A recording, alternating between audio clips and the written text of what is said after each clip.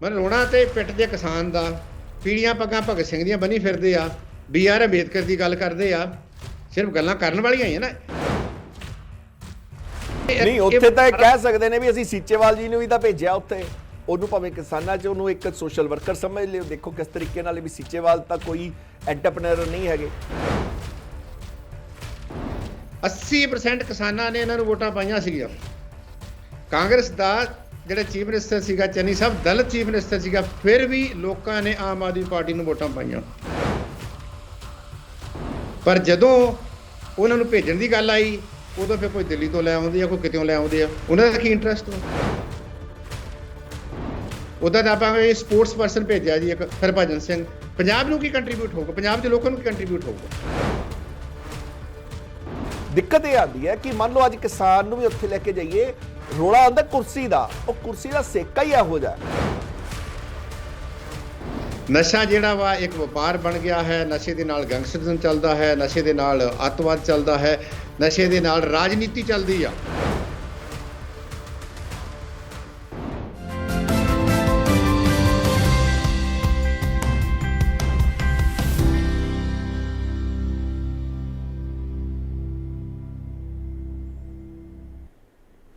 ਸਤਿ ਸ਼੍ਰੀ ਅਕਾਲ, ਮੈਂ ਹਾਂ ਸੁਰਿੰਦਰ ਸਿੰਘ ਤੇ ਤੁਸੀਂ ਵੇਖ ਰਹੇ ਹੋ ਨਜ਼ਰੀਆ ਬਿਉਂਡ ਦਾ ਵੇ। ਜੀ ਹਾਂ, ਅੱਜ ਵਿਧਾਨ ਸਭਾ ਦੀ ਕੈਬਨਿਟ ਮੀਟਿੰਗ ਤੋਂ ਤੁਰੰਤ ਬਾਅਦ ਭਗਵੰਤ ਮਾਨ ਜੀ ਪ੍ਰੈਸ ਨਾਲ ਮੁਖਾਤਬ ਹੁੰਦੇ ਨੇ। ਕਿਹੜੇ ਫੈਸਲੇ ਲਏ ਗਏ ਉਸ ਬਾਰੇ ਜਾਣੂ ਕਰਾਉਂਦੇ ਨੇ। ਸਭ ਤੋਂ ਪਹਿਲਾਂ ਤਾਂ ਬਜਟ ਜਿਹੜਾ ਐਤਕੀ ਆ ਉਹ 2 ਪੜਾਵਾਂ ਦੇ ਵਿੱਚ ਪੇਸ਼ ਕੀਤਾ ਜਾਏਗਾ। ਇਸ ਤੇ ਵੀ ਅੱਜ ਚਰਚਾ ਕਰਾਂਗੇ ਤੇ ਨਾਲ ਹੀ ਚਰਚਾ ਕਰਾਂਗੇ ਕਿਉਂਕਿ ਸਵੇਰ ਹੁੰਦੇ ਹੀ ਆਪਾਂ ਸੁੱਤੇ ਪਏ ਸੀ, ਪਰ ਸਵੇਰੇ 4 ਵਜੇ ਤੋਂ ਉਧਰੋਂ NIA ਛਾਪੇਮਾਰੀ ਕਰ ਦਿੰਦੀ ਹੈ। ਛਾਪੇਮਾਰੀ 1 ਨਹੀਂ 2 ਨਹੀਂ 70 ਥਾਵਾਂ ਤੇ ਪੰਜਾਬ, ਹਰਿਆਣਾ, UP, ਦਿੱਲੀ, ਛੱਤੀਸਗੜ੍ਹ, ਇੱਥੇ ਤੱਕ ਇਹ ਸੂਬਿਆਂ ਦੇ ਵਿੱਚ ਛਾਪੇਮਾਰੀ ਕੀਤੀ ਜਾਂਦੀ ਹੈ ਗੈਂਗਸਟਰਾਂ ਤੇ ਨੱਥ ਪਾਉਣ ਲਈ। ਕੀ ਹੁਣ ਗੈਂਗਸਟਰਾਂ ਦੇ ਅੰਦਰ ਉਹ ਪੁਲਿਸ ਦਾ ਖੌਫ ਆਏਗਾ? ਕੀ ਉਹ ਨੈਕਸਸ, ਕਿਉਂਕਿ ਬਹੁਤ ਸਾਰੇ ਇਹ ਕਿਹਾ ਜਾ ਰਿਹਾ ਸੀ ਵੀ ਗੈਂਗਸਟਰ ਆਤੰਕਵਾਦ ਵਾਲੇ ਪਾਸੇ ਉਹ ਜਾ ਰਹੇ ਨੇ, ਕੀ ਹੁਣ ਉਸ ਤੇ ਠੱਲ ਪਏਗੀ? ਇਸ ਤੇ ਵੀ ਚਰਚਾ ਕਰਾਂਗੇ ਤੇ ਇਹਨਾਂ ਮੁੱਦਿਆਂ ਤੇ ਚਰਚਾ ਕਰਨ ਲਈ ਸਾਡੇ ਨਾਲ ਮੌਜੂਦ ਰਹਿਣਗੇ ਅੱਜ ਪ੍ਰੋਫੈਸਰ ਜਗਰੂਪ ਸਿੰਘ ਜੀ। ਆਓ ਉਹਨਾਂ ਦਾ ਸਵਾਗਤ ਕਰ ਲੈਂਦੇ। ਸਤਿ ਸ਼੍ਰੀ ਅਕਾਲ ਜਗਰੂਪ ਸਿੰਘ ਜੀ। ਸਤਿ ਸ਼੍ਰੀ ਅਕਾਲ ਜੀ। ਸੇਖੋ ਸਾਹਿਬ, ਸ਼ੁਰੂਆਤ ਸੂਬੇ ਦੇ ਮੁੱਖ ਮੰਤਰੀ ਤੋਂ ਕਰਦੇ ਆ। ਉਹਨਾਂ ਨੇ ਪ੍ਰੈਸ ਕਾਨਫਰੰਸ ਕੀਤੀ, ਅੱਜ ਕੈਬਨਿਟ ਮੀਟਿੰਗ ਸੀ। ਹਰੇਕ ਕੈਬਨਿਟ ਮੀਟਿੰਗ ਤੋਂ ਬਾਅਦ ਜਿਵੇਂ ਅਕਸਰ ਹਰੇਕ ਸਰਕਾਰ ਇਹ ਕਹਿੰਦੀ ਹੈ ਕਿ ਬਹੁਤ ਵੱਡੇ ਫੈਸਲੇ ਲਏ ਗਏ, ਇਸ 'ਚ ਵੀ ਬਹੁਤ ਵੱਡੇ ਫੈਸਲੇ ਲਏ ਗਏ ਕਿ ਜਿਹੜਾ ਪਹਿਲੀ ਵਾਰ ਕਿਉਂਕਿ ਬਜਟ ਲੈ ਕੇ ਆ ਰਹੀ ਹੈ ਸੂਬਾ ਸਰਕਾਰ, ਪੰਜਾਬ ਦਾ ਬਜਟ ਪੇਸ਼ ਕਰੇਗੀ, ਉਹ 2 ਪੜਾਵਾਂ 'ਚ ਹੋਏਗਾ। G20 ਦਾ ਵੀ ਉਹਨਾਂ ਨੇ ਜ਼ਿਕਰ ਕੀਤਾ। ਤੇ ਕਿਵੇਂ ਦੇਖਦੇ ਹੋ ਪਹਿਲਾਂ ਵੀ ਇਹ ਪਹਿਲੇ ਬਜਟ ਨੂੰ ਲੈ ਕੇ ਕੀ ਪੰਜਾਬੀ ਇੱਕ ਆਮ ਸੋਚ ਰਿਹਾ ਇਸ ਟਾਈਮ, ਕਿਵੇਂ ਦੇਖ ਰਿਹਾ ਸਰਕਾਰ ਨੂੰ? ਦੇਖੋ, ਬਜਟ ਤਾਂ ਤੁਹਾਡੀ ਆਮਦਨ ਤੇ ਖਰਚੇ ਦਾ ਇੱਕ ਅਨੁਮਾਨ ਹੁੰਦਾ ਵਾ। ਵੇਖਣ ਵਾਲੀ ਗੱਲ ਇਹ ਹੈਗੀ ਆ ਕਿ ਕੀ ਪਿਛਲੇ ਇਸ ਸਾਲ ਦੇ ਵਿੱਚ ਪਿਛਲੇ ਸਾਲਾਂ ਦੇ ਮੁਕਾਬਲੇ ਕੋਈ ਵਿਜ਼ੀਬਲ ਜਿਹੜੀ ਹੈਗੀ ਆ ਆਪਣਾ ਕੋਈ ਚੇਂਜ ਆਈ ਆ ਬਜਟਰੀ ਪ੍ਰੋਵੀਜ਼ਨਸ ਦੇ ਵਿੱਚ? ਕੀ ਸਾਡੀ ਆਮਦਨ ਜਿਹੜੀ ਹੈਗੀ ਉਹਦੇ ਵਿੱਚ ਕਿੰਨਾ ਇਨਕਰੀਜ਼ ਹੋਇਆ? ਆਪਾਂ ਸਭ ਨੂੰ ਪਤਾ ਹੈ ਕਿ ਇਹ ਆਪਣੇ ਸਰਕਾਰ ਨੇ ਵੀ ਕਿਹਾ ਸੀਗਾ ਵੀ ਕਰਜ਼ਾ ਕਾਫੀ ਵੱਡਾ ਹੈਗਾ, ਪੰਜਾਬ ਦੇ ਸਿਰ ਦੇ ਉੱਤੇ ਕਰਜ਼ਾ ਕਾਫੀ ਵੱਡਾ ਹੈ। ਪੰਜਾਬ ਖੇਤੀਬਾੜੀ ਪ੍ਰਧਾਨ ਦੇਸ਼ ਹੈ। ਇੰਡਸਟਰੀ ਸਾਡੀ ਜਿਹੜੀ ਹੈਗੀ ਆ ਉਹ ਬਹੁਤ ਜ਼ਿਆਦਾ ਜਿਹੜੀ ਹੈਗੀ ਉਹ ਪਹਿਲੇ ਸਮੇਂ ਦੇ ਵਿੱਚ ਇੱਥੋਂ ਉਹਦੀ ਅਣਦੇਖੀ ਕੀਤੀ ਗਈ ਆ।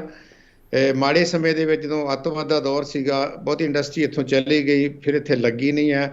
ਕੁਝ ਸਰਕਾਰ ਦੀਆਂ ਨੀਤੀਆਂ ਜਿਹੜੀਆਂ ਸੀਗੀਆਂ ਕਿ ਸਾਡੇ ਜਿਹੜੇ ਗੁਆਂਢੀ ਹੈਗੇ ਸੀ ਸਟੇਟ, ਜੰਮੂ ਕਸ਼ਮੀਰ ਸੀਗਾ, ਹਿਮਾਚਲ ਸੀਗਾ, ਉੱਤਰਾਖੰਡ ਸੀਗਾ, ਉਹਨਾਂ ਨੂੰ ਪਹਾੜੀ ਰਾਜ ਕਹਿ ਕੇ ਉੱਥੇ ਕੰਸੈਸ਼ਨ ਦੇ ਕੇ ਉਸ ਪਾਸੇ ਵੱਲ ਭੇਜ ਦਿੱਤਾ ਗਿਆ।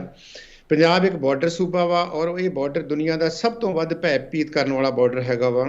ਪੰਜਾਬ ਸਮੁੰਦਰ ਤੋਂ ਬਹੁਤ ਜ਼ਿਆਦਾ ਦੂਰ ਹੈਗਾ, ਇਸ ਕਰਕੇ ਇੰਡਸਟਰੀ ਸਾਡੀ ਕੋਈ ਬਹੁਤ ਜ਼ਿਆਦਾ ਇੱਥੇ ਫਲੋਰਿਸ਼ ਨਹੀਂ ਕਰ ਸਕੀ। ਐਗਰੀਕਲਚਰ ਹੀ ਸੀਗੀ। ਐਗਰੀਕਲਚਰ ਦਾ ਤੁਸੀਂ ਦੇਖ ਰਹੇ ਆ ਕਿ ਪਿਛਲੇ ਸਮੇਂ ਤੋਂ ਐਗਰੀਕਲਚਰ ਦੇ ਵਿੱਚ ਬਹੁਤ ਵੱਡਾ ਕ੍ਰਾਈਸਿਸ ਵੱਧ ਰਿਹਾ ਹੈ। ਐਗਰੀਕਲਚਰ ਦੀ ਇਨਕਮ ਨਹੀਂ ਵੱਧ ਰਹੀ ਔਰ ਉਹ ਇਨਕਮ ਨਾ ਵਧਣ ਕਰਕੇ ਲੋਕਾਂ ਦੀਆਂ ਸਮੱਸਿਆ ਵੱਧ ਰਹੀਆਂ। ਕਿਸਾਨੀ ਜਿਹੜਾ ਪਿਛਲਾ ਸੰਘਰਸ਼ ਵੀ ਇਹ ਵੀ ਉਹਦਾ ਇੱਕ ਸਿੱਟਾ ਸੀਗਾ। ਵਾਤਾਵਰਨ ਜਿਹੜਾ ਚੇਂਜ ਹੋ ਰਿਹਾ ਵਾ ਉਸੇ ਦੇ ਤੌਰ ਦੇ ਉੱਤੇ ਕਿਸਾਨੀ ਨੂੰ ਬਹੁਤ ਵੱਡਾ ਅਸਰ ਕਰ ਰਿਹਾ ਹੈ। ਤੇ ਇਹ ਠੀਕ ਆ ਕਿ ਜਦੋਂ ਦੀ ਇਹ ਸਰਕਾਰ ਆਈ ਆ ਇਹਨਾਂ ਨੇ ਕੁਝ ਹੋਰ ਰਿਸੋਰਸਿਸ ਮੋਬਿਲਾਈਜ਼ ਕਰਨ ਦੀ ਕੋਸ਼ਿਸ਼ ਕੀਤੀ ਆ, ਪਰ ਨਾਲ ਹੀ ਇਹਨਾਂ ਨੇ ਫਰੀਬੀ ਦੀ ਜਿਹੜੀ ਝੜੀ ਲਾ ਦਿੱਤੀ ਆ। ਉਹਦੇ ਨਾਲ ਤੁਸੀਂ ਸਮਝਦੇ ਹੋ ਵੀ ਜਿਹੜੇ ਰਿਸੋਰਸਿਸ ਸੀਗੇ ਉਹ ਖਾਸ ਕਰਕੇ ਜਿੱਥੇ ਲੋੜ ਹੈਗੀ ਉਹ ਦੇਣੀ ਬਹੁਤ ਜ਼ਰੂਰੀ ਆ। ਮੈਂ ਫਰੀਬੀਜ਼ ਦੇ ਅਗੇਂਸਟ ਨਹੀਂ ਹੈਗਾ, ਪਰ ਮੈਂ ਫਰੀਬੀ ਚਾਹੁੰਦਾ ਕਿ ਉੱਥੇ ਡਿਸਕ੍ਰਿਮੀਨੇਟਰੀ ਜਿਹੜੀ ਫਰੀਬੀਜ਼ ਹੋਣੀ ਚਾਹੀਦੀ ਆ, ਕਿ ਜਿਹੜੇ ਡਿਜ਼ਰਵ ਕਰਦੇ ਆ ਉਹਨਾਂ ਨੂੰ ਹੋਣੀ ਚਾਹੀਦੀ ਆ, ਇੱਕੇ ਨੱਕੇ ਸਾਰਿਆਂ ਨੂੰ ਨਹੀਂ ਦੇਣੀ ਚਾਹੀਦੀ, ਕਿਉਂਕਿ ਸਾਨੂੰ ਰਿਸੋਰਸਿਸ ਦੀ ਬਹੁਤ ਜ਼ਿਆਦਾ ਲੋੜ ਹੈਗੀ ਆ। ਇਹਦੇ ਨਾਲ ਹੀ ਕੇਂਦਰ ਸਰਕਾਰ ਦੀਆਂ ਇਸ ਕਿਸਮ ਦੀਆਂ ਨੀਤੀਆਂ ਆ ਰਹੀਆਂ ਵਾ ਕਿ ਜਿਹੜਾ ਐਗਰੀਕਲਚਰ ਦੇ ਉੱਤੇ ਸਾਡੇ ਖਾਸ ਕਰਕੇ ਕੋਈ ਪੰਜਾਬ ਸਟੇਟ ਉਹ ਹੈਗਾ ਜਿਹੜਾ ਸਭ ਤੋਂ ਵੱਧ ਜਿਹੜਾ ਸੈਂਟਰ ਪੂਲ ਦੇ ਵਿੱਚ ਕਣਕ ਵਾ ਚਾਵਲ ਨੂੰ ਉਹ ਜਿਹੜਾ ਹੈਗਾ ਵਾ ਕੰਟਰੀਬਿਊਟ ਕਰਦਾ ਵਾ। ਪਰ ਪਿਛਲੇ ਸਮੇਂ ਤੋਂ ਖਾਸ ਕਰਕੇ ਇਹ ਸਰਕਾਰ ਜਿਹੜੀ ਆ ਜਾਂ ਜਦੋਂ ਦੀ ਇਹ ਆਮ ਆਦਮੀ ਪਾਰਟੀ ਦੀ ਸਰਕਾਰ ਆਈ ਆ ਉਹਨਾਂ ਦੇ ਉੱਤੇ ਕਾਫੀ ਵੱਡੀ ਗਿਣਤੀ ਦੇ ਵਿੱਚ ਜਿਹੜੇ ਸਾਡੇ ਡਿਵੈਲਪਮੈਂਟ ਰਿਲੇਟਡ ਖਰਚੇ ਸੀਗੇ, ਚਾਹੇ ਰੂਰਲ ਡਿਵੈਲਪਮੈਂਟ ਸੀਗਾ, ਚਾਹੇ ਮੰਡੀ ਫੀਸ ਸੀਗੀ, ਚਾਹੇ ਹੋਰ ਇੱਦਾਂ ਦੇ ਸੀ, ਉਹਦੇ ਉੱਤੇ ਕੱਟ ਲਾ ਕੇ ਤੇ ਸਾਡਾ ਜਿਹੜੇ ਪੰਜਾਬ ਨੂੰ ਮਿਲਦਾ ਸੀਗਾ ਜਿਹੜਾ ਪਹਿਲਾ ਮਾਲੀਆ ਜਿਹੜਾ ਸੀਗਾ ਉਹ ਘੱਟ ਕਰ ਰਹੀ ਆ। ਇਸ ਤੋਂ ਪਹਿਲਾਂ ਇਹ ਵੀ ਵੇਖਣ ਵਿੱਚ ਆਇਆ ਕਿ ਜਿਹੜੀਆਂ ਪੁਰਾਣੀਆਂ ਸਰਕਾਰਾਂ ਸੀ ਖਾਸ ਕਰਕੇ ਉਹਨਾਂ ਨੇ ਬਹੁਤ ਸਾਰਾ ਕਰਜ਼ਾ ਲੈ ਕੇ ਜਿਹੜੀ ਖਾਸ ਕਰਕੇ ਸਾਡੀ ਮੰਡੀ ਦੀ ਆਮਦਨ ਸੀ ਉਹਦੇ ਉੱਤੋਂ ਕਰਜ਼ਾ ਲੈ ਕੇ ਤੇ ਆਪਣਾ ਕੰਮ ਚਲਾਉਂਦੇ ਰਹੇ। ਸੋ ਮੇਰਾ ਕਹਿਣ ਤੋਂ ਭਾਵ ਹੈਗਾ ਕਿ ਇਹ ਤਾਂ ਹੁਣ ਸਰਕਾਰ ਦੇ ਅੰਕੜੇ ਹੀ ਬੋਲਣਗੇ ਕਿ ਸਰਕਾਰ ਨੇ ਪਿਛਲੇ ਸਮੇਂ ਦੇ ਵਿੱਚ ਕਿੰਨਾ ਰੈਵਨਿਊ ਵਧਾਇਆ ਵਾ ਜਾਂ ਉਹ ਕਿਹੜੀਆਂ ਪ੍ਰਾਇਰਟੀਜ਼ ਰੱਖਦੀਆਂ। ਇਹ ਗੱਲ ਠੀਕ ਹੈਗਾ ਕਿ ਸਰਕਾਰ ਨੇ 2 ਪ੍ਰਾਇਰਟੀਜ਼ ਦੀ ਗੱਲ ਕੀਤੀ ਸੀ ਜਿਹੜੀ ਹਿਊਮਨ ਡਿਵੈਲਪਮੈਂਟ ਵਾਸਤੇ ਬਹੁਤ ਜ਼ਰੂਰੀ ਹੈ ਔਰ ਪੰਜਾਬ ਵਾਸਤੇ ਬਹੁਤ ਜ਼ਰੂਰੀ ਆ। ਇੱਕ ਤਾਂ ਵਿਦਿਆ ਸੀਗੀ, ਵਿਦਿਆ ਸਾਡੀ ਬਹੁਤ ਨੈਗਲੈਕਟ ਹੋਈ ਕਿਉਂਕਿ ਅਸੀਂ ਇੱਕ ਛੋਟੀ ਸਟੇਟ ਹੋਣ ਦੇ ਬਾਵਜੂਦ ਵੀ ਸਾਡੇ ਕੋਲ ਜਿਹੜਾ ਸਾਡਾ ਲਿਟਰੇਸੀ ਰੇਟ ਆ ਜਦੋਂ ਅਸੀਂ ਯੂਨੀਅਨ ਟੈਰੀਟਰੀ ਨੂੰ ਤੇ ਸਟੇਟਸ ਨੂੰ ਜੋੜ ਦਿੰਦੇ ਆ ਸਾਡਾ 22ਵਾਂ ਰੈਂਕ ਵਾ। ਸਾਡੀ ਲਿਟਰੇਸੀ ਰੇਟ ਜਿਹੜੀ ਹੈਗੀ ਆ ਉਹ ਨੈਸ਼ਨਲ ਲਿਟਰੇਸੀ ਰੇਟ 75% ਹੈ, ਸਾਡੀ 76 ਸਮਥਿੰਗ ਹੈਗਾ, ਬਹੁਤ ਥੱਲੇ ਹੈਗੀ ਆ।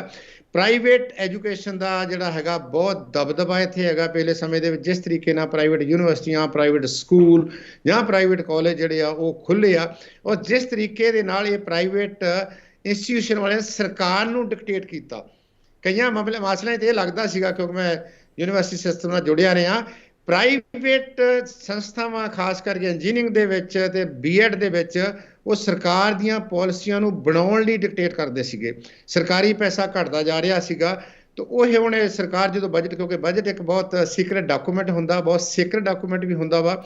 ਸਰਕਾਰ ਪ੍ਰਾਇਰਟੀਜ਼ ਆਪਣੀਆਂ ਦੱਸ ਸਕਦੀ ਆ ਵੀ ਆਹ ਸਾਡੀ ਪ੍ਰਾਇਰਟੀਜ਼ ਹੈਗੀ ਆ, ਬਾਕੀ ਤਾਂ ਜਦੋਂ ਆਉਣ ਵਾਲਾ ਬਜਟ ਆਊਗਾ ਉਹਦੇ ਵਿੱਚ ਹੀ ਪਤਾ ਲੱਗੂਗਾ ਕਿ ਸਰਕਾਰ ਦੀ ਜਿਹੜੀ ਹੈਗੀ ਆ ਇਹ ਸਾਰੀ ਜਿਹੜੀ ਸਥਿਤੀ ਬਾਰੇ ਕੀ ਗੱਲ ਕਰਦੀ ਆ, ਮਨਸ਼ੇ ਕੀ ਹੈਗੇ ਆ। ਜਿਵੇਂ ਤੁਸੀਂ ਜ਼ਿਕਰ ਕੀਤਾ ਕਿ ਅਸੀਂ 22ਵੇਂ ਨੰਬਰ ਤੇ ਆ ਲਿਟਰੇਸੀ, ਇਹਦਾ ਮਤਲਬ ਮੈਂ ਵੀ ਹੁਣ ਉਸੇ ਹਿਸਾਬ ਨਾਲ ਅਗਰ ਸਵਾਲ ਪੁੱਛਾਂ, ਅਕਸਰ ਜਦੋਂ ਬਜਟ ਆਉਂਦਾ ਨਾ ਚਾਹੇ ਕੇਂਦਰ ਸਰਕਾਰ ਕਵੇ ਤੇ ਚਾਹੇ ਸੂਬਾ ਸਰਕਾਰ, ਅਸੀਂ ਵੀ ਆਪਦੇ ਚੈਨਲ ਤੇ ਹਰੇਕ ਅਦਾਰਾ ਕੀ ਕਰਦਾ ਇਕਨੋਮਿਸਟ ਬਣਾ ਲੈਂਦਾ ਵੀ ਹਾਂ ਉਹਨੂੰ ਜ਼ਿਆਦਾ ਨੌਲੇਜ ਹੋਏਗੀ, ਉਹਦੇ ਤੋਂ ਅਸੀਂ ਬਜਟ ਬਾਰੇ ਪੁੱਛਦੇ ਹਾਂ। ਪਰ ਆਮ ਪੰਜਾਬੀ ਹੈ ਨਾ ਜਿਹੜਾ, ਜਿਵੇਂ ਤੁਸੀਂ ਜ਼ਿਕਰ ਕੀਤਾ ਨਾਲੇ, ਆਮ ਪੰਜਾਬੀ ਨੂੰ ਲੱਗਦਾ ਕਿ ਉਹ ਕਹੀ ਜਾਂਦਾ ਹੈ ਵੀ ਆਹ ਮੋਬਾਈਲ ਸਸਤੇ ਹੋ ਗਏ, ਏਸੀ ਸਸਤੇ ਹੋ ਗਏ, ਉਹ ਮਾਰਕੀਟ 'ਚ ਜਾਂਦਾ ਉੱਥੇ ਦੇ ਉੱਥੇ ਹੀ ਖੜਾ ਹੁੰਦਾ ਹਿਸਾਬ ਕਿਤਾਬ। ਇੱਥੇ ਦਾਅਵੇ ਕੀਤੇ ਜਾਣਗੇ ਜੀ ਆ ਬੜਾ ਕ੍ਰਾਂਤੀ ਆ ਗਈ ਹੈ ਜੀ, ਹੁਣ ਇਹ ਚੀਜ਼ਾਂ ਸਸਤੀਆਂ ਹੋ ਗਈਆਂ, ਟਾਇਰ ਸਸਤੇ ਹੋ ਗਏ, ਜਦੋਂ ਮਾਰਕੀਟ ਜਾਈਦਾ ਉਹ ਉੱਥੇ ਦੇ ਉੱਥੇ ਖੜਾ। ਤੁਸੀਂ ਦੇਖੋ ਹਰ ਬਜਟ ਚੱਕ ਲਓ, ਅਸੀਂ ਵੀ ਚੈਨਲ 'ਚ ਚਲਾ ਦਿੰਦੇ ਆ, ਅਸੀਂ ਇੱਕ ਪਾਸੇ ਪੱਟੀ ਚਲਾ ਦਿੰਦੇ ਆ ਕਿਹੜੀ ਚੀਜ਼ ਮਹਿੰਗੀ ਹੋਈ ਤੇ ਕਿਹੜੀ ਚੀਜ਼ ਸਸਤੀ ਹੋਈ। ਇਹ ਹਕੀਕਤ ਹੈ, ਕਾਗਜ਼ੀ ਗੱਲਾਂ ਅਸੀਂ ਬਹੁਤ ਕਰ ਲਾਂਗੇ, ਪਰ ਜਿਹੜਾ ਆਮ ਬੰਦਾ ਨਾ, ਇੱਕ ਵੈਸੇ ਅਸੀਂ 22ਵੇਂ ਨੰਬਰ ਤੇ, ਇਹਦਾ ਮਤਲਬ ਉਹ ਪੰਜਾਬੀ, ਉਹਨੂੰ ਤਾਂ ਆਪਦੇ ਆਟਾ ਦਾਲ ਦਾ ਦੱਸੋ, ਉਹਨੂੰ ਇਹ ਦੱਸੋ ਕਿ ਭਾਈ ਸਰੋਂ ਦਾ ਤੇਲ ਜਦੋਂ ਮੈਂ ਲੈਣ ਜਾਣਾ ਉਹ ਅੱਜ ਵੀ 150 ਦੀ ਬੋਤਲ ਹੈ ਤੇ ਮੇਰਾ ਉਸੇ ਬਿਨਾ ਸਰਦਾ ਨਹੀਂ। ਜੇ ਮੈਂ ਰੋਟੀ ਖਾਣੀ ਹੈ, ਦਾਲ ਹੈ ਨਾ ਜਿਹੜੀ ਅੱਜ, ਉਹ ਵੀ ਅੱਜ 170 ਰੁਪਏ ਦੀ ਹੈ। ਤੁਸੀਂ ਕਹਿੰਦੇ ਹੋ ਸਸਤੀ ਹੋ ਗਈ, ਦੁਕਾਨਦਾਰ ਕਹਿੰਦਾ ਜੀ 170 ਰੁਪਏ, ਲਿਫਾਫੇ ਦੇ ਵੀ ਪੈਸੇ ਲੈਣ ਨੂੰ ਤਿਆਰ ਹੋ। ਉਹ ਸਸਤਾ ਕਦੋਂ ਹੁੰਦਾ ਹੈ? ਕੀ ਅਗਲੇ ਬਜਟ ਤੇ ਤੁਸੀਂ ਫਿਰ ਕਹਿ ਦਿੰਦੇ ਹੋ ਕਿ ਪਿਛਲੇ ਸਾਲ ਸਸਤਾ ਕੀਤਾ ਸੀ ਐਤਕੀ ਮਹਿੰਗਾ? ਉਹ 170 ਤਾਂ ਉਹ ਸਸਤਾ ਨਹੀਂ ਹੁੰਦਾ, ਪਰ ਜਿਹੜੀ ਚੀਜ਼ ਮਹਿੰਗੀ ਹੁੰਦੀ ਹੈ ਨਾ, ਇੱਥੇ ਉਲਟਾ ਇੱਕ ਸੇਕੋ ਦਾ ਮਹਿੰਗੀ ਹੋ ਗਈ ਉਹ ਤਾਂ ਨਾਲ ਦੀ ਨਾਲ ਵੀ ਇਮੀਡੀਏਟ ਇਫੈਕਟ ਮਹਿੰਗੀ ਹੋ ਜਾਂਦੀ ਹੈ। ਸਸਤੀ ਚੀਜ਼ ਸਾਨੂੰ ਲੱਭਣੀ ਪੈਂਦੀ ਹੈ। ਭਾਈ ਕੱਲ ਕੇਂਦਰ ਦੇ ਚਾਹੇ ਉਹ ਫਾਈਨੈਂਸ ਮਿਨਿਸਟਰ ਬੋਲ ਕੇ ਗਏ, ਚਾਹੇ ਸਾਡਾ ਸੂਬੇ ਦੇ ਖਜ਼ਾਨਾ ਮੰਤਰੀ ਬੋਲ ਗਏ, ਉਹਨਾਂ ਦਾ ਕੋਈ ਅਸਰ ਹੀ ਨਹੀਂ ਹੁੰਦਾ ਮਾਰਕੀਟ ਤੇ। ਉਹ ਕਿਵੇਂ ਦੇਖਦੇ ਹੋ ਵੀ ਜ਼ਮੀਨੀ ਪੱਧਰ ਤੇ ਕਿਉਂ ਨਹੀਂ ਆਉਂਦੀਆਂ ਇਹ ਸਭ ਚੀਜ਼ਾਂ? ਇਹ ਬਹੁਤ ਵੱਡੀ ਸੀਰੀਅਸ ਜਿਹੜਾ ਇਸ਼ੂ ਹੈਗਾ। 2 ਚੀਜ਼ਾਂ ਮੋਟੇ ਤੌਰ ਤੇ ਸਾਨੂੰ ਲੋਕ ਸਿਆਣੇ ਚਾਹੀਦੇ ਆ। ਸਾਡੀ ਜਿਹੜੀ ਖਾਸ ਕਰ ਸਿਆਣਪ ਆਉਂਦੀ ਆ ਜੇ ਸਾਡੇ ਕੋਲ ਚੰਗੀ ਵਿਦਿਆ ਹੈਗੀ ਆ, ਚੰਗੇ ਸੰਸਕਾਰ ਹੈਗੇ ਆ, ਚੰਗਾ ਵਾਤਾਵਰਨ ਹੈਗਾ ਵਾ, ਚੰਗੀ ਬਹਿਸ ਹੁੰਦੀ ਆ, ਕ੍ਰੀਏਟਿਵ ਜਿਹੜੀ ਹੈਗੀ ਤੁਹਾਡਾ ਮਾਈਂਡ ਬਣਦਾ ਹੈ, ਫਿਰ ਅਸੀਂ ਇਹਨਾਂ ਮੁੱਦਿਆਂ ਦੇ ਉੱਤੇ ਗੱਲ ਕਰਦੇ ਹਾਂ। ਅਸੀਂ ਕ੍ਰਿਟੀਕਲ ਨਹੀਂ ਹੁੰਦੇ, ਅਸੀਂ ਜਿਹਨੂੰ ਪੰਜਾਬੀ 'ਚ ਕਹਿੰਦੇ ਆ ਨਾ ਵੀ ਲਾਈ ਲੱਗ ਵਾਲਾ ਕੰਮ ਹੈਗਾ। ਤੁਸੀਂ ਦੇਖੋ ਵੀ ਜਿਹੜਾ 2 ਧੜਿਆਂ 'ਚ ਵੰਡੇ ਗਏ, ਸਾਡੀ ਅਨਫੋਰਚੂਨੇਟ ਪਾਰਟ ਸੀਗਾ ਕਿ ਸਾਡੀ ਪੰਜਾਬ ਦੀ ਰਾਜਨੀਤੀ ਦੇ ਵਿੱਚ ਇਹ ਧੜਿਆਂ ਦੀ ਰਾਜਨੀਤੀ ਆ। ਇਹਦੇ ਵਿੱਚ ਵਿਚਾਰਧਾਰਕ ਜਿਹੜੀ ਰਾਜਨੀਤੀ ਆ ਉਹ ਜਦੋਂ ਦਾ ਲੈਫਟ ਖਤਮ ਪਿਛਾਂ ਹਟ ਗਿਆ ਉਸ ਤੋਂ ਬਾਅਦ ਇਹ ਖਤਮ ਹੋ ਗਈ। ਉਹਦੇ ਵਿੱਚ ਧੜੇ ਆ। ਇੱਕ ਧੜੇ ਨੇ ਭਾਵੇਂ ਉਹ ਕੋਈ ਵਾਈਟ ਹੋਵੇ ਦਿਨ ਹੋਵੇ, ਉਹਨੇ ਜਿਹਨੂੰ ਰਾਤ ਕਹੀ ਜਾਣਾ ਤਾਂ ਉਹਨੇ ਰਾਤ ਕਹੀ ਜਾਣਾ ਵਾ। ਦੂਸਰੇ ਨੇ ਜੇ ਰਾਤ ਪਾ ਤੇ ਉਹਨੂੰ ਕਹਿਣਾ ਵੀ ਇਹ ਰਾਤ ਨਹੀਂ ਹੈਗਾ, ਇਹ ਦਿਨ ਹੈਗਾ, ਇਸ ਤਰੀਕੇ ਨਾਲ। ਸੋ ਮੇਰਾ ਕਹਿਣ ਤੋਂ ਭਾਵ ਹੈ ਕਿ ਇਹਦੇ ਲਈ ਕ੍ਰਿਟੀਕਲ ਮਾਈਂਡ ਸੈਟ ਦੀ ਲੋੜ ਹੈਗੀ ਆ, ਇਹਦੇ ਵਿੱਚ ਕੁਐਸਚਨਿੰਗ ਦੀ ਲੋੜ ਹੈਗੀ ਆ ਕਿ ਭਾਈ ਤੁਸੀਂ ਇਹ ਗੱਲ ਕੀਤੀ ਸੀ, ਅਸੀਂ ਡਿਮਾਂਡਿੰਗ ਨਹੀਂ ਹੋਣੇ ਜ਼ਿਆਦਾ। ਹਾਂ, ਅਸੀਂ ਜਦੋਂ ਫਿਰ ਪੂਰਾ ਜਦੋਂ ਅਖੀਰ ਦੇ ਉੱਤੇ ਫਿਰ ਉਹੀ ਝੰਡਾ ਹੀ ਕੱਢਦੇ ਹਾਂ, ਅਸੀਂ ਰਾਹ ਹੀ ਰੋਕਦੇ ਹਾਂ, ਜਾਂ ਜਿਹੜਾ ਸਰਕਾਰਾਂ ਇੱਦਾਂ ਦੀਆਂ ਹੈਗੀਆਂ ਕਿ ਸਰਕਾਰਾਂ ਰਿਸਪੌਂਡ ਨਹੀਂ ਕਰਦੀਆਂ। ਸਰਕਾਰਾਂ ਜਦੋਂ ਲੋਕੀ ਕਿੰਨੇ ਮਰਜ਼ੀ ਤੁਸੀਂ ਆਪਾਂ ਨੂੰ ਪ੍ਰੋਟੈਸਟ ਕਰਦੇ ਆ, ਜਿੰਨੇ ਮਰਜ਼ੀ ਕਈ ਵਾਰੀ ਪੀਸਫੁਲ ਡੈਮੋਨਸਟ੍ਰੇਟ ਵੀ ਕਰਦੇ ਆ, ਸਰਕਾਰਾਂ ਜਿਹੜੀਆਂ ਉਹਨੂੰ ਰਿਸਪੌਂਡ ਨਹੀਂ ਕਰਦੀਆਂ, ਲੋਕ ਵੀ ਰਿਸਪੌਂਡ ਨਹੀਂ ਕਰਦੇ, ਫਿਰ ਲੋਕੀ ਵੀ ਰਿਐਕਟ ਕਰਦੇ ਆ। ਉਹ 'ਚ ਸਰਕਾਰਾਂ ਦਾ ਦਾਅ ਲੱਗ ਜਾਂਦਾ, ਸਰਕਾਰਾਂ ਲਾਂਭੇ ਹੋ ਜਾਂਦੀਆਂ, ਕੋਈ ਨਵੇਂ ਮਸਲੇ ਪੈਦਾ ਹੁੰਦੇ ਆ। ਜਿਹੜੇ ਅਸਲੀ ਮਸਲੇ ਹੁੰਦੇ, ਜੀ ਦਾਲ ਰੋਟੀ ਦੀ ਗੱਲ ਕੀਤੀ, ਉਹਦੇ ਵਿੱਚੋਂ ਵਿਦਿਆ ਦੀ ਮੈਂ ਗੱਲ ਕਰਦਾ, ਉਹਦੇ ਵਿੱਚੋਂ ਮੈਂ ਸਿਹਤ ਸਹੂਲਤਾਂ ਦੀ ਗੱਲ ਕਰਦਾ, ਮੈਂ ਲਾ ਐਂਡ ਆਰਡਰ ਦੀ ਗੱਲ ਕਰਦਾ ਵਾਂ, ਮੈਂ ਕਰਪਸ਼ਨ ਦੀ ਗੱਲ ਕਰਦਾ ਵਾਂ, ਮੈਂ ਹੋਰ ਇੱਦਾਂ ਦੇ ਜਿਹੜੇ ਲੋਕਾਂ ਦੇ ਨਾਲ ਜਿਹੜੇ ਉਹਦੇ ਡੇਲੀ ਜਿਹੜੀ ਡੇ ਟੂ ਡੇ ਲਾਈਫ ਦੇ ਵਿੱਚ ਜਿਹੜੇ ਮੁੱਦੇ ਹੈਗੇ ਆ ਉਹਨਾਂ ਦੀ ਗੱਲ ਕਰਦਾ ਵਾਂ। ਸਰਕਾਰਾਂ ਨੂੰ ਇਹ ਵਾਤਾਵਰਨ ਦੇ ਵਿੱਚੋਂ ਉਹ ਸਾਰੇ ਮੁੱਦਿਆਂ ਤੋਂ ਲਾਂਭੇ ਕਰਨ ਦੇ ਵਿੱਚ ਬਹੁਤ ਵੱਡੀ ਜਿਹੜੀ ਆ ਨਾ, ਇੱਕ ਕਿਸਮ ਦੀ ਉਹਨਾਂ ਨੂੰ ਮੌਕਾ ਮਿਲ ਜਾਂਦਾ। ਸੋ ਮੇਰਾ ਕਹਿਣ ਤੋਂ ਭਾਵ ਹੈ ਕਿ ਇਹ ਲੋਕਾਂ 'ਚ ਜਿੰਨਾ ਚਿਰ ਜਾਗਰਤੀ ਨਹੀਂ ਪੈਦਾ ਹੁੰਦੀ, ਜਿਹੜਾ ਤੁਹਾਡਾ ਸਵਾਲ ਆ, ਇਹ ਸਿੱਧੇ ਤੌਰ ਤੇ ਜਿੰਨਾ ਚਿਰ ਆਪਾਂ ਇੰਡੀਵਿਜੂਅਲ ਨੂੰ ਪੋਲੀਟੀਕਲ ਆਟੋਨਮਸ ਨਹੀਂ ਬਣਾਉਂਦੇ, ਜਿੰਨਾ ਚਿਰ ਕਿਸੇ ਵਿਅਕਤੀ ਕੋ ਦੀਵਾਰ ਦੇ ਪਰਲੇ ਪਾਸੇ ਕੀ ਵਾਪਰਿਆ ਵਾ, ਜਾਂ ਸੰਵਿਧਾਨ ਦੇ ਪਰਲੇ ਪਾਸੇ ਕੀ ਵਾਪਰਿਆ, ਜਾਂ ਮੁੱਖ ਮੰਤਰੀ ਜਾਂ ਮੰਤਰੀ ਸਾਹਿਬ ਜਿਹੜੇ ਕਹਿ ਰਹੇ ਉਹ ਗੱਲ ਠੀਕ ਨਹੀਂ ਹੈ, ਉਹਦੇ ਪਿੱਛੇ ਮਨਸ਼ਾ ਕੀ ਹੈਗੀ ਆ, ਮਨਸ਼ਾ ਨੂੰ ਸਮਝਣ ਵਾਸਤੇ ਸਾਨੂੰ ਅਕਲ ਦੀ ਲੋੜ ਹੈਗੀ ਆ, ਸਾਨੂੰ ਦਿਮਾਗ ਦੀ ਲੋੜ ਹੈਗੀ ਆ, ਸਾਡੇ ਕੋਲ ਵਿਚਾਰਾਂ ਦਾ ਇੰਨਾ ਭੰਡਾਰ ਹੋਣਾ ਚਾਹੀਦਾ, ਸਾਡੇ ਕੋਲ ਬਹੁਤ ਸਾਰੀਆਂ ਜਿਹੜੀਆਂ ਇਸ ਕਿਸਮ ਦੀਆਂ ਡਿਵੈਲਪਮੈਂਟ ਆ ਉਹਨੂੰ ਸਮਝਣ ਦੀ ਸਮਰੱਥਾ ਹੋਣੀ ਚਾਹੀਦੀ ਆ, ਫਿਰ ਇਹਨਾਂ ਦੇ ਸਵਾਲ ਲੱਭੇ ਜਾ ਸਕਦੇ ਆ। ਸਾਡੀ ਸਮੱਸਿਆ ਸਾਰੀ ਡੈਮੋਕ੍ਰੈਟਿਕ ਪ੍ਰੋਸੈਸ ਦੀ ਵੀ ਇਹੀ ਹੈਗੀ ਆ। ਜਿਹੜੀ ਚੀਜ਼ ਤੁਸੀਂ ਕਹਿੰਦੇ ਹੋ, ਅਸੀਂ ਮੈਂ ਇੱਕ ਸਿੰਪਲ ਲੈਂਗੁਏਜ ਕਹਾਂ, ਸਾਡੇ ਗਰੋਥ ਹੈਗੀ ਆ, ਬਹੁਤ ਵੱਡੀਆਂ ਬਿਲਡਿੰਗਾਂ ਬਣ ਗਈਆਂ। ਤੁਸੀਂ ਦੇਖੋ ਪ੍ਰਾਈਵੇਟ ਕਾਲਜ, ਪ੍ਰਾਈਵੇਟ ਯੂਨੀਵਰਸਿਟੀਆਂ ਦੇ ਵਿੱਚ ਵੱਡੀਆਂ ਵੱਡੀਆਂ ਬਿਲਡਿੰਗਾਂ, ਸ਼ੀਸ਼ੇ ਲਾਏ ਆ, ਵਿੱਚ ਹਿਊਮਨ ਰਿਸੋਰਸ ਹੈ ਹੀ ਨਹੀਂਗਾ, ਟੀਚਰ ਹੈ ਹੀ ਨਹੀਂ ਉਹਦੇ ਵਿੱਚ। ਜਿਹੜੇ ਟੀਚਰ ਲੱਗੇ ਆ ਉਹਨਾਂ ਨੂੰ ਕੋਈ ਤਨਖਾਹ ਨਹੀਂ ਦਿੰਦਾ ਉਸ ਤਰੀਕੇ ਦੇ ਨਾਲ। ਬਾਹਰਲੇ ਪਾਸੇ ਵੱਡੇ ਵੱਡੇ ਬੋਰਡ ਲਾ ਕੇ ਬੈਠੇ ਆ, ਇਹ ਧੰਦਾ ਬਣ ਕੇ ਬੈਠ ਗਿਆ। ਜਦੋਂ ਕੋਈ ਵਿਦਿਆ ਜਾਂ ਸਿਹਤ ਵਰਗਾ ਜਿਹੜਾ ਇਹਨੂੰ ਧੰਦਾ ਬਣਾਉਂਦਾ ਹੈ, ਵਪਾਰ ਬਣਾਉਂਦਾ ਹੈ, ਤੇ ਸਮਝ ਲਓ ਸਮਾਜ ਦਾ ਸੱਤਿਆਨਾਸ਼ ਹੋਣਾ ਸ਼ੁਰੂ ਹੋ ਜਾਂਦਾ ਵਾ। ਸਿੱਖੋ ਸਾਹਿਬ, ਇੱਕ ਵੱਡਾ ਕਾਰਨ ਨਹੀਂ ਕਿ ਜਿਹੜੇ ਜਿਨ੍ਹਾਂ ਦਾ ਜ਼ਿਕਰ ਤੁਸੀਂ ਕਰ ਰਹੇ ਹੋ, ਜਿਹੜੇ ਇੰਡਸਟਰੀ ਦਾ ਜ਼ਿਕਰ ਕਰ ਰਹੇ ਹੋ, ਚਾਹੇ ਉਹ ਹਸਪਤਾਲ ਹੋਣ, ਵੱਡੇ ਵੱਡੇ ਸਕੂਲ ਹੋਣ ਪ੍ਰਾਈਵੇਟ, ਤੇ ਚਾਹੇ ਕੋਈ ਵੀ ਵੱਡਾ ਪ੍ਰਾਈਵੇਟ ਅਦਾਰਾ ਹੋਵੇ, ਉਹ ਕਿਤੇ ਨਾ ਕਿਤੇ, ਚਾਹੇ ਯੂਨੀਵਰਸਿਟੀਜ਼ ਦੀਆਂ ਗੱਲ ਕਰ ਲਈਏ, ਕਿਤੇ ਨਾ ਕਿਤੇ ਉਹ ਸਰਕਾਰ ਦੇ ਵਿੱਚ ਸ਼ਮੂਲੀਅਤ ਹੁੰਦੀ ਹੈ ਕਿਸੇ ਨਾ ਕਿਸੇ ਪਾਸੋਂ। ਮਤਲਬ ਉਹ ਨਾਲ ਜਿਹੜਾ ਉਹਦਾ ਦੂਜਾ ਫੇਸ ਕਹਿ ਦਈਏ, ਯਾਨੀ ਕਿ ਉਹ ਪੋਲੀਟੀਸ਼ੀਅਨ ਵੀ ਹੈ, ਉਹ ਉਵੇਂ ਵਿਚਰਦਾ ਵੀ ਹੈ, ਇੱਕ ਪਾਸੇ ਉਹ ਸਿਆਸਤਦਾਨ ਹੁੰਦਾ ਤੇ ਦੂਜੇ ਪਾਸੇ ਆਪਦਾ ਉਹ ਬਿਜ਼ਨਸ ਚਲਾ ਰਿਹਾ ਹੁੰਦਾ। ਤਾਂ ਫਿਰ ਉਹ ਜਦੋਂ ਨੀਤੀ ਬਣਾਉਣੀ ਹੁੰਦੀ ਹੈ ਤਾਂ ਤੁਹਾਨੂੰ ਨਹੀਂ ਲੱਗਦਾ ਉਹ ਪੈਨ ਕਿਵੇਂ ਚੱਲ ਜੂਗਾ? ਜਿਹੜੇ ਬੰਦੇ ਦੀ ਇੱਕ ਪ੍ਰਾਈਵੇਟ ਇੰਸਟੀਟਿਊਟ ਹੋਵੇ ਤੇ ਜਿਹੜੇ ਬੰਦੇ ਦਾ ਪ੍ਰਾਈਵੇਟ ਸਕੂਲ ਦੇ ਵਿੱਚ ਹਿੱਸੇਦਾਰੀ ਹੋਵੇ, ਉਹ ਕਿਵੇਂ ਪੈਨ ਚਲਾ ਕੇ ਕਹਿ ਦੂਗਾ ਕਿ ਹਾਂ ਜਿਹੜੇ ਹੁਣ ਪ੍ਰਾਈਵੇਟ ਸਕੂਲ ਦੇ ਜਿਹੜੇ ਫੀਸਾਂ ਨੇ ਉਹਨਾਂ ਨੂੰ ਘਟਾਇਆ ਜਾਵੇ? ਉਹ ਕਿਵੇਂ ਕਹਿ ਦੂਗਾ ਕਿ ਜਿਹੜਾ ਯੂਨੀਵਰਸਿਟੀਜ਼ ਨੇ ਇਹਨਾਂ ਨੂੰ ਇਹਨਾਂ ਦੀਆਂ ਜਿਹੜੀਆਂ ਫੀਸਾਂ ਨੇ ਉਹ ਘਟਾਈਆਂ ਜਾਣ? ਇਹ ਦੁਖਾਂਤ ਨਹੀਂ, ਤਾਂ ਹੀ ਤਾਂ ਇਹ ਆਪਦੇ ਖਜ਼ਾਨੇ ਭਰਦੇ ਨੇ ਤੇ ਪੰਜਾਬ ਦਾ ਖਜ਼ਾਨਾ ਖਾਲੀ ਹੁੰਦਾ। ਇਹ ਦੁਖਾਂਤ ਇਸ ਸਰਕਾਰ ਦਾ ਵੀ ਹੈਗਾ, ਜਿਹੜੀ ਭਗਵੰਤ ਮਾਨ ਦੀ ਸਰਕਾਰ ਆ। ਇਹ ਗੱਲ ਕਰਦੀ ਆ ਭਗਤ ਸਿੰਘ ਦੀ ਵਿਚਾਰਧਾਰਾ ਦੀ, ਗੱਲ ਕਰਦੀ ਆ BR ਅੰਬੇਦਕਰ ਦੀ, ਤੇ ਜਦੋਂ ਇਹਨਾਂ ਰਾਜ ਸਭਾ 'ਚ ਬੰਦਾ ਭੇਜਣਾ ਹੁੰਦਾ ਫਿਰ ਇਹਨਾਂ ਨੂੰ ਪ੍ਰਾਈਵੇਟ ਯੂਨੀਵਰਸਿਟੀ, ਜਿਹੜੀ ਸਭ ਤੋਂ ਵੱਡੀ ਪ੍ਰਾਈਵੇਟ ਸਭ ਤੋਂ ਮਹਿੰਗੀ ਯੂਨੀਵਰਸਿਟੀ ਪੰਜਾਬ, ਉਹਦਾ ਮਾਲਕ ਮਿਲ ਜਾਂਦਾ ਵਾ। ਫਿਰ ਇਹਨਾਂ ਨੂੰ ਵਪਾਰੀ ਮਿਲ ਜਾਂਦੇ ਆ। ਫਿਰ ਕਿਸਾਨ ਨਹੀਂ ਮਿਲਿਆ ਇਹਨਾਂ ਨੂੰ ਕਿ ਭਗਤ ਸਿੰਘ ਦੀ ਵਿਚਾਰਧਾਰਾ ਨੂੰ ਅੱਗੇ ਲਿਜਾਣ ਵਾਲੇ ਇੱਥੋਂ ਦੇ ਜਿਹੜੇ ਯੋਧੇ ਹੈਗੇ ਆ, ਉਹਦੀ ਵਿਚਾਰਧਾਰਾ ਨੂੰ ਜਿਹੜਾ ਕਰ, ਉਹ ਨਹੀਂ ਮਿਲੇ ਇਹਨਾਂ ਨੂੰ। ਨੈਕਸਸ ਹੈਗਾ ਜੇ ਬਿਜ਼ਨਸ ਦਾ। ਸਾਡੀ ਅਨਫੋਰਚੂਨੇਟ ਆ ਪੋਲਿਟਿਕਸ ਧੰਦਾ ਬਣ ਗਈ ਆ, ਬਹੁਤ ਵੱਡਾ ਧੰਦਾ ਹੈਗਾ, ਜਿਹਦੇ ਵਿੱਚ ਇੱਕ ਵਾਰੀ ਇਨਵੈਸਟ ਕਰੋ। ਤੁਸੀਂ ਦੇਖੋ ਇਹਨਾਂ ਦੀ ਕਿੰਨੀ ਆਮਦਨ ਵੱਧਦੀ ਆ, ਕਿੱਦਾਂ ਆ ਜਿਹੜੇ ਹੁਣ ਤੁਸੀਂ ਕਰਪਸ਼ਨ ਵਾਲੇ, ਚਲੋ ਇਹ ਤੇ ਹੈ ਹੀ ਆ ਸਾਰਾ, ਕੋਈ ਇੱਕ ਅੱਧਾ ਬਚਿਆ ਹੋਊਗਾ।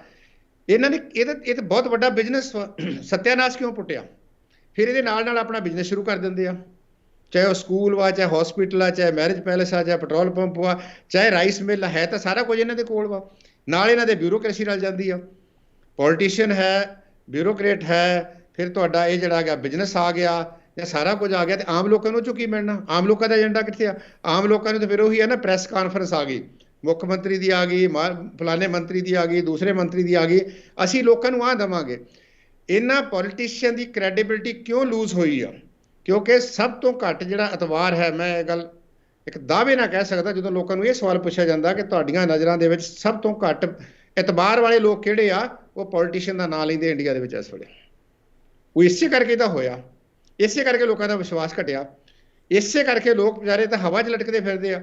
ਤੁਸੀਂ ਦੇਖੋ ਨਾ ਪੰਜਾਬ ਦੇ ਵਿੱਚ ਪਿਛਲੇ ਸਮੇਂ ਦੇ ਵਿੱਚ ਜਿਹੜੀਆਂ ਵੱਡੀਆਂ ਦੋ ਤਕੜੀਆਂ ਧਿਰਾਂ ਸੀ ਲਾਂਭੇ ਕਰਕੇ ਨਵੀਂ ਧਿਰ ਲੈ ਕੇ ਆਈ, ਨਵੀਂ ਧਿਰ 'ਚ ਵੀ ਤੁਹਾਨੂੰ ਉੱਦਾਂ ਦੇ ਲਿਸ਼ਕਾਰੇ ਜੇ ਮਿਲਣੇ ਸ਼ੁਰੂ ਹੋ ਗਏ ਆ, ਜਿਨ੍ਹਾਂ ਕਰਕੇ ਉਹਨਾਂ ਨੂੰ ਬਾਹਰ ਕੱਢਿਆ ਸੀਗਾ ਉਹ ਲਿਸ਼ਕਾਰੇ ਇੱਥੇ ਵੀ। ਇੱਕ ਤਾਂ ਮੈਂ ਰੈਫਰੈਂਸ ਦਿੱਤਾ ਵੀ ਕਿਹੜੇ ਬੰਦਿਆਂ ਨੂੰ ਪੰਜਾਬ ਦੇ ਨੁਮਾਇੰਦੇ ਬਣਾਇਆ, ਕਿ ਉਹਨਾਂ ਦਾ ਜਿਹੜੇ ਤੁਸੀਂ ਪ੍ਰਾਈਵੇਟ ਯੂਨੀਵਰਸਿਟੀ ਦੇ ਇੱਕ ਮਾਲਕ ਨੂੰ ਉੱਥੇ ਭੇਜੋਗੇ, ਉਹ ਕਿਉਂ ਪਬਲਿਕ ਯੂਨੀਵਰਸਿਟੀ ਦੇ ਇਨਵੈਸਟਮੈਂਟ ਦੀ ਗੱਲ ਕਰੂਗਾ?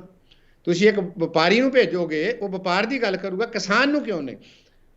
ਮਤਲਬ ਰੋਣਾ ਤੇ ਪਿੱਟਦੇ ਕਿਸਾਨ ਦਾ, ਪੀੜੀਆਂ ਪੱਗਾਂ ਭਗਤ ਸਿੰਘ ਦੀਆਂ ਬੰਨੀ ਫਿਰਦੇ ਆ, BR ਅੰਬੇਦਕਰ ਦੀ ਗੱਲ ਕਰਦੇ ਆ, ਸਿਰਫ ਗੱਲਾਂ ਕਰਨ ਵਾਲੀਆਂ ਹੀ ਆ ਨਾ।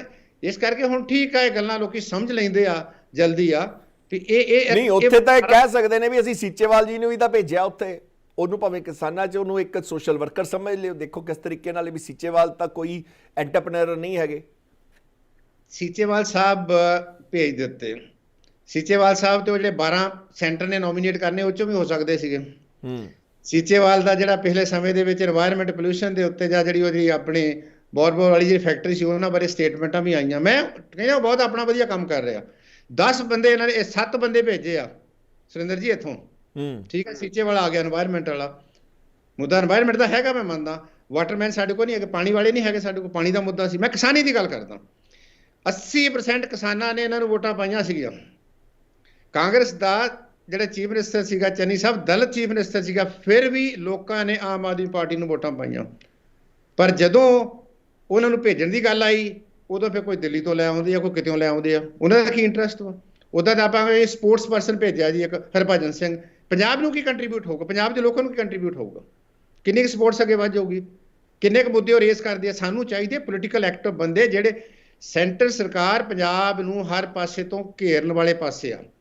ਉਹਨਾਂ ਨੂੰ ਪਤਾ ਕਿ ਆਖਰੀ ਕਿੱਲ ਜਿਹੜਾ ਹੈਗਾ ਵਾ ਉਹ ਪੰਜਾਬ ਦੇ ਲੋਕ ਆ ਜਾਂ ਪੰਜਾਬੀ ਆ। ਜਿਸ ਤਰੀਕੇ ਨਾਲ ਉਹਨਾਂ ਨੇ ਪਿਛਲੇ ਜਿਹੜਾ ਕਿਸਾਨੀ ਅੰਦੋਲਨ ਦੇ ਵਿੱਚ ਖਾਲਿਆ, ਪਾਰਟੀਆਂ ਨੂੰ ਤਹਿਸ ਨਹਿਸ ਕਰਤਾ। ਅਕਾਲੀ ਦਲ ਦਾ ਦੇਖੋ ਕੀ ਉਹਨਾਂ ਨੇ ਕਿਸ ਤਰੀਕੇ ਨਾਲ ਜਲੂਸ ਨਿਕਲਣ ਡਿਆ ਵਾ, ਕਿੱਦਾਂ ਅਕਾਲੀ ਦਲ ਜਿਹੜੀ ਪਾਟੋ ਤਾੜ ਹੋਈ ਆ। ਸ਼੍ਰੋਮਣੀ ਗੁਰਦੁਆਰਾ ਪ੍ਰਬੰਧਕ ਕਮੇਟੀ ਹਰਿਆਣੇ ਦੇ ਵਿੱਚ ਉਹ ਇੱਕ ਪਾਸੇ ਕਬਜ਼ੇ ਲੈਣ ਡੇ ਆ, ਦੂਸਰੇ ਕਬਜ਼ੇ ਕਰਨ ਡੇ ਆਪਸ ਵਿੱਚ, ਜਿੱਦਾਂ ਕਹੀਏ ਪੰਜਾਬੀ 'ਚ ਮੈਂ ਉਹ ਵਰਡ ਯੂਜ਼ ਕਰਦਾ, ਤੂੰ ਮੈਂ ਕਰਨ ਡਿਆ। ਕਿਹੜੀ ਸ਼ਬਦਾਵਲੀ ਯੂਜ਼ ਕਰਨ ਡੇ ਆ?